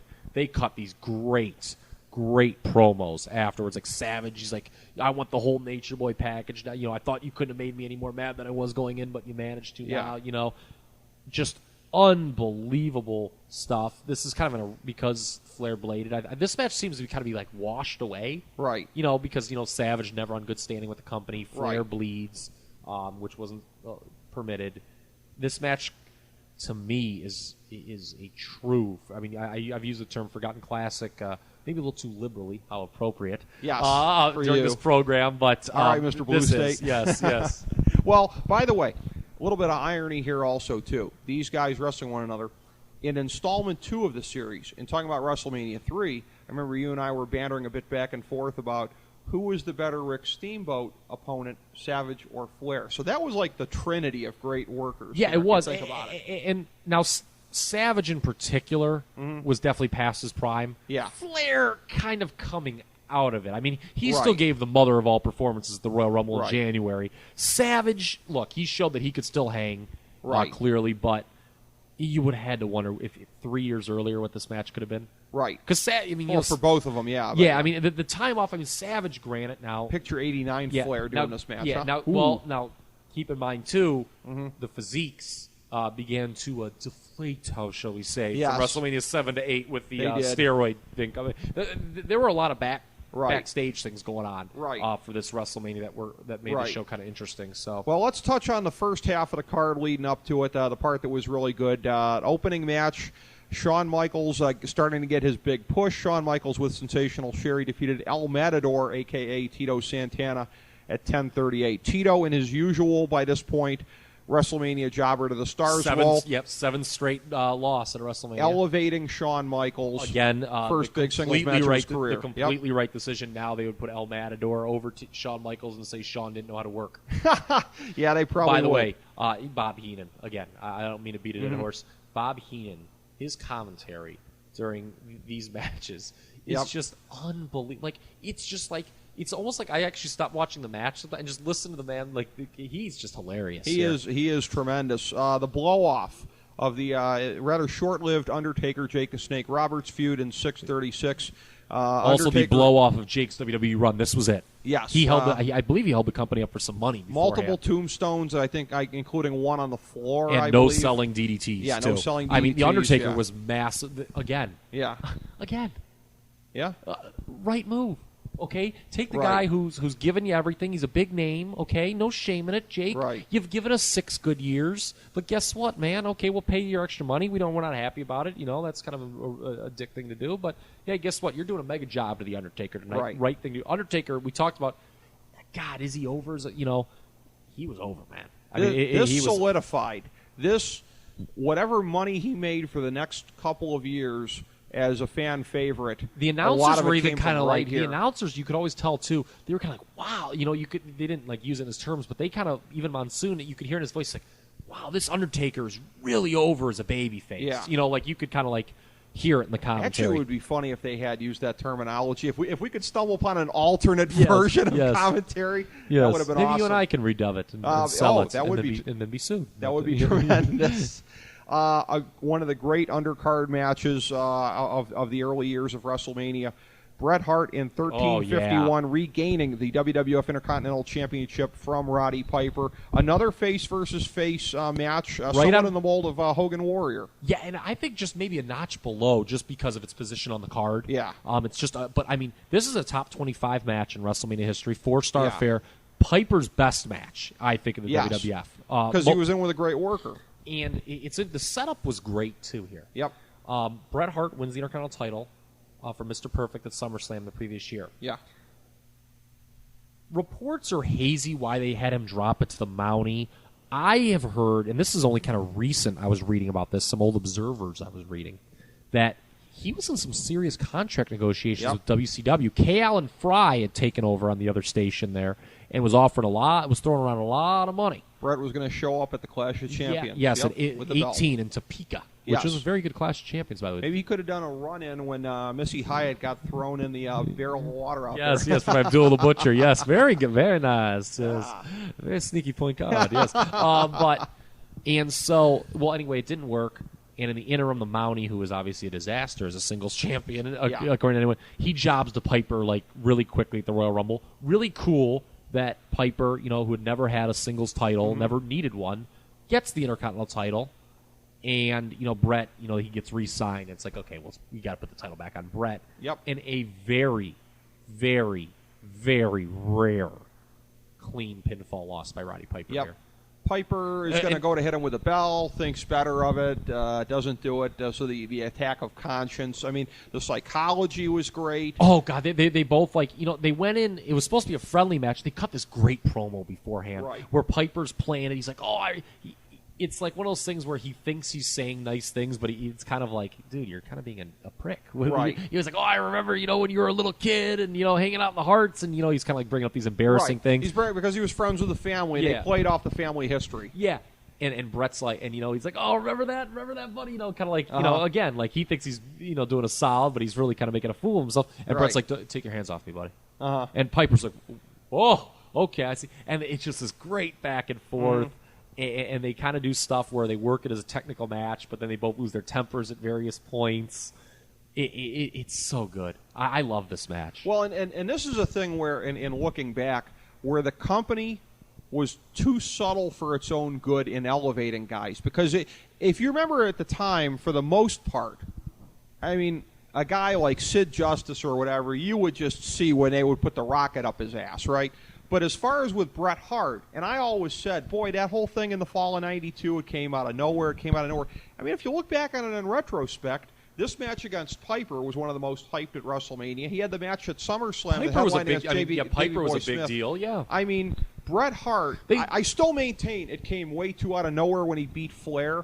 But in retrospect, through the eyes of history, they were positioning Bret to be much bigger than he was. Oh, this was a big win. But that was the problem with their star-making apparatus at the time. They would train you to, like, when you were able to see guys as a main event star. And they hadn't trained those of us in the audience to see Bret in that way. He had done these things, but we weren't. You look back at it now. In some cases, it was more about the announcing or the vignettes than it was what happened in the ring. It was like, this guy's a main event Or you guy. had to, kind of be in the sphere of Hogan. Sphere of Hogan is another way, which Bret never was. Yeah, that's a tremendous. What you just said right there was a tremendous soliloquy, Rick Morris. Okay, I thought that was phenomenal analysis. I'd like to just say that. Thank you. I dare you to even try to pull something close to that with the next match. I was going to say the next one, maybe the worst ever epitome of a WrestleMania throwaway match, an 8-man tag. Big Boss Man, Virgil, Sarge Slaughter, and Jim Duggan. Sarge Slaughter in the I Want My Country Back phase. Don't you think LeBron James could cut a similar promo and come back to Cleveland, by the way? I always thought that. I got my city back. Come on. Tell me you wouldn't welcome him back with open arms. I'd be the first to extend my hand and say, you know what, LeBron, where you been? If by welcome him back you mean hot green loogie in his face, then that's exactly what I would do is welcome him back. But I got my country back. Come on, tell me you wouldn't love to see LeBron cut that promo. On ESPN, no less, of course. Yes, only if he's going to renounce the Miami Heat and Dwayne Wade in some kind of a brutal kind of a way, and ESPN while we're at it. They defeated the Nasty Boys, Repo Man, and the Mountie. Complete throwaway match. We've already talked way too much about it, and we haven't said anything. Yeah, featuring atrocious pre-match comedy from Ray Combs. Yeah. Ugh. I mean, oh boy. Consider the stuff Heenan was doing on the show. Right. Oh boy. Right. That's and then you have the world title match. Insert Ray Combs joke here, by the way. Okay. I think I did in the old SNS days, and it was regrettable. The little guy was horrified. Yeah, I think buttons were being pushed, alarm bells were being sounded. They're like you. That's exactly why I mentioned it. Yes, I think even by the standards of that program, people looked at me and said, "Okay, I think you've gone too far now, Kyle." Okay. he sold for you so great at the time. I was not sure that was a sell job. Yes, I thought that was legitimate. Now, that one was in the first half of the show, but it was more symbolic of what would happen in the second half of the show. The garbage matches. Tatanka defeated Rick Martel at this is obviously the world title match goes into intermission. Yeah. Although I just watched this last night in preparation because I haven't watched the second half of the show in so long. I feared I would have no comments on it. Pick something up. This is a total throwaway. Tatanka was the undefeated Native American. Right. Rick Martel cuts a hilarious promo before this match saying he wonders if Tatanka has any, quote, reservations about the match. and he heard that he may not make it because he's outside scalping tickets. Okay. So corny. It's one of those things that only after 27 viewings of WrestleMania 8 would choose that to find it funny. But this is the announcers no sell the match because they're busy the whole time. Monsoon's basically making fun of Heenan for Flair losing the title the whole match. They don't even pay. Tatanka wins, and Bobby Heenan's like, Tatanka beat Rick Martel? What? Please tell me Martel worked in at least one good firewater joke. No, he didn't. Heenan worked in a lot of several good jokes. Probably. Yeah. A horrible tag team title match. A bad program. Earthquake and Typhoon turning heel abruptly when the LOD went, face when the LOD went on the sidelines and Money Inc. swooped in and took their title shot. We skipped that, by the way. Well, let's just hit this. I didn't mean to cut you off. No, that's fine. Remember we talked about how deep the tag team division was a year prior? Yeah, how quickly things change. Rocker's broken up. Yep. Hart's broken up. They still the Nasty Boys. But the Hearts and Rockers being broken up was obviously the two big things. But, the LOD had won the belts. They lose them to Money Inc., which was kind of this bizarre thing that I get. LOD was feuding with the Natural Disasters. The Natural Disasters were not really over enough to justify getting the belts, I think. Right. So they throw this makeshift team of DiBiase and IRS together. Jimmy Hart gives them the Natural Disasters title shot. They win. LOD, they did this interview where they bring up Paul Ellering earlier in this show in the first half. With Rocco. Oh. Well, Rocco had not come into play he hadn't? yet. No, okay. That was down the road. Well, it was good to see Ellering back. And it was, and Heenan put the arrival were pretty big, but the plan all along was for LOD to get the belts back. Right. But, Hawk fell off his rocker, and they wound up going to Japan. It didn't matter. So right. This is not when the Natural Disasters get they do an awful. At the time, it was kind of novice. Now it's been beaten to death, where Money Inc. just was getting beat up and they just run away. Yeah, and that God bless Monsoon for saying, "Well, I guess they don't want the purse money," Yeah. But this was at this point, this WrestleMania was kind of starting to fall off the wheels. Yeah, that's X-Pac heat. That's the wrong kind of heat when you're just having to walk out of the ring, and because it's like, well, why wouldn't any cowardly heel do that in any championship match? Yeah, it did kind of open a Pandora's box. Yeah, on a psychology level, it was horrible. By the way, last note about this too. One more thing that made the match as bad as it did. They were in that era. They were horrible. They were so horrible at taking heels that had run their course as heels and trying to milk something out of a hotshot face turn. See Hercules, see Greg Valentine, certainly see Natural Disasters. Not over as faces. I'll tell you what, when they win the titles in the summer, I have this match on tape. There was a kind of a decent pop, but because Money Inc. was over, and the fans just wanted to see them beat. Yeah, you're right. That was an era where people popped for title changes. That was heat. You're right, but the Natural Disasters are not exactly remembered as one of the finest teams of the generation. No, they were awful. Between that one and the main event, they had started to institute at this point in time. Today it would be a Divas match, but basically the sandwich match in between to kind of cool down the crowd. Owen Hart goes in there and defeats Skinner in 136. A real blink and you'll miss it. A total nothing match. The funny thing is this, though. I know. If you give these two time and you had stripped away dumb gimmicks, it could have been good. You put your finger on it, because if we're talking Owen Hart versus some form of a heel Steve Keirn. That's not Skinner. It's not Skinner? Yeah. Yeah, but I mean, the Skinner gimmick dictated that he was going to wrestle a horribly boring style. And Owen Hart, he did this. To make it even worse, it makes it kind of bad to watch. He spits in Owen's face. Yeah. And I don't like watching the match because I hate dip. Consider the source, okay? All right, I'm a pretty open guy. I cannot. Dip is just the most revolting thing to me ever, and I can't watch this match. Thank God it's only a minute and a half. In light of what you've put into your body, that is a truly historic statement from you. It really is. Dip is disgusting. Don't do dip, kids. No, certainly not. And don't watch Hulk Hogan Sid Justice either. I think I would advocate that kids do dip rather than watch this match because this it was did not. horrible. This was a bad close. Even more 12:28 is how long it took. As big of formalities as the Hogan Bundy and Hogan Slaughter situations were, they were actually better matches than this. And it's funny because they screw up the end. Papa Shango missed his cue. First of all, what Papa Shango was doing involved in this, like out of nowhere, was beyond me. It was tied in because he would feud with the Warrior, the returning Ultimate Warrior, after this. So maybe that was the Warrior's call. Yeah, but he had no tie to this ahead of time. No, and Harvey Whippleman was randomly managing Sid. This was Sid, by the way. Here's the big thing: he leaves too after this to go. Not long thereafter, but it was almost softball season. Yes, and it was pretty much right after because he didn't do anything after this. He was penciled in for the initial feud against the Warrior, which, from a work rate perspective, that would have been horrific.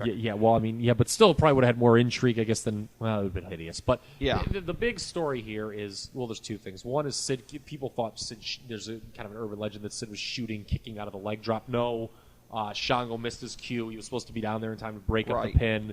So they just do this lame DQ. It's just awful. It's a bad paint-by-numbers Hogan match. And... but the big thing is the Warrior returns out of nowhere. His name had not been uttered since SummerSlam. Shango and Sid are double team. Warrior makes the save, kind of fill the void because Hogan leaves too. Warrior, who would in this era of post Zahorian, who would be wearing the painted muscle bodysuit on there, spurring Paul McCartney-esque rumors that this was actually Warrior 2.0 in the form of another man. Yeah, which that Hellwig was dead. Yes, it was all. Trust me, there's only one guy crazy enough. There's only one crazy Jim Hellwig, folks. Yeah, that's true. So a horrible main event. We kind of dogged the second half of the show is bad. I still have this rated. Remember, I talked about the 5 groups of 5 in the second best group towards the bottom. Yeah, I have this as an above. This to me. Of the first 8 WrestleManias, 3 is obviously the best. Right. Most people, myself included, have this rated as the second best. It's got 2 4-star matches. And Undertaker Roberts is memorable. It's very memorable. I'm like no one likes to listen to wrestling commentary more than me. And give them Monsoon and Heenan were at their finest. Right. And I should also mention too. It got bad after this. Like this to me is we're going to talk not today, but in our an eventual podcast. There's one that I kind of titled you called "The Birth and Death of Attitude." We're going to cover a lot. God, how are we going to cover all that ground in such a short time? Right. But how the Attitude Era ended. This was the official, and I remember talking about this show again in school. Ironic bringing it up. People. I was like, oh, man, did you catch WrestleMania last night? What happened? I didn't get the show. Everybody's like, you won't put the Ultimate Warriors back. And I remember and some other guy, man, I watched that. It was good, yeah. By the next year, man, there was nobody in school ordering WrestleMania. Right. Well, Hogan was gone. Warrior was gone again. Although Hogan was coming back the next year, but would play a bigger part on the show than it certainly looked like going in. Yeah, this was the end of the era, but I can understand you giving this card a lot of slack. I would give this card a lot of slack because, again... Do you agree it's the second best WrestleMania that we've talked about so far? I think so because, not only that, Hogan, it was a horrible main event, but it was the thing of, you could, even at the time, you could see this was the end of an era, if not at this very moment, then it wasn't too far away. That was the big storyline, wasn't Hogan's last match. In a Dome WrestleMania main event match, the atmosphere carries it to a certain level. They did a great sit-down interview, him and Vince McMahon. Yeah. Before this, I don't know if you remember. They kind of show a clip of it before the match. And it was like a hint that he was going to retire. Yeah. George Zahorian not brought up, but that's okay. Honestly, I mean, they should have been more explicit with it. You want to put the stip on a match. I'm stepping away. I'm what... Well, here's the thing, but then you would... Well, I guess they did with Piper. In WrestleMania 3, Piper called it his farewell match. He knew he was going to be gone for at least some time anyways. Yeah, don't you think that would have helped? Milk it for the extra buys. Yeah, if you say this is Hogan's farewell match, even though if you're lying... Yeah. That's what I'm saying. Even if you're knowingly lying... Right. Who cares? Right. So they were I'm sure they were lying with Savage also when he lost to the Warrior. Well, that wasn't the main draw of the show, although it is a big part. But right, we should point out too another thing about this WrestleMania. Right, after the previous 4 years, not 800 matches. They only had like 8 or 9. They had 8 or 9. They were starting to get to the modern mold in that way. Now, it was also kind of out of it was something out of need where the talent roster had been significantly depleted by this point. Right. Well, the other thing is, too, that I think we should mention that we were starting to see with the WrestleManias, and this went from when the roots of this came from when Hulk Hogan first dropped the belt to Randy Savage, but then you saw it again with the Warrior.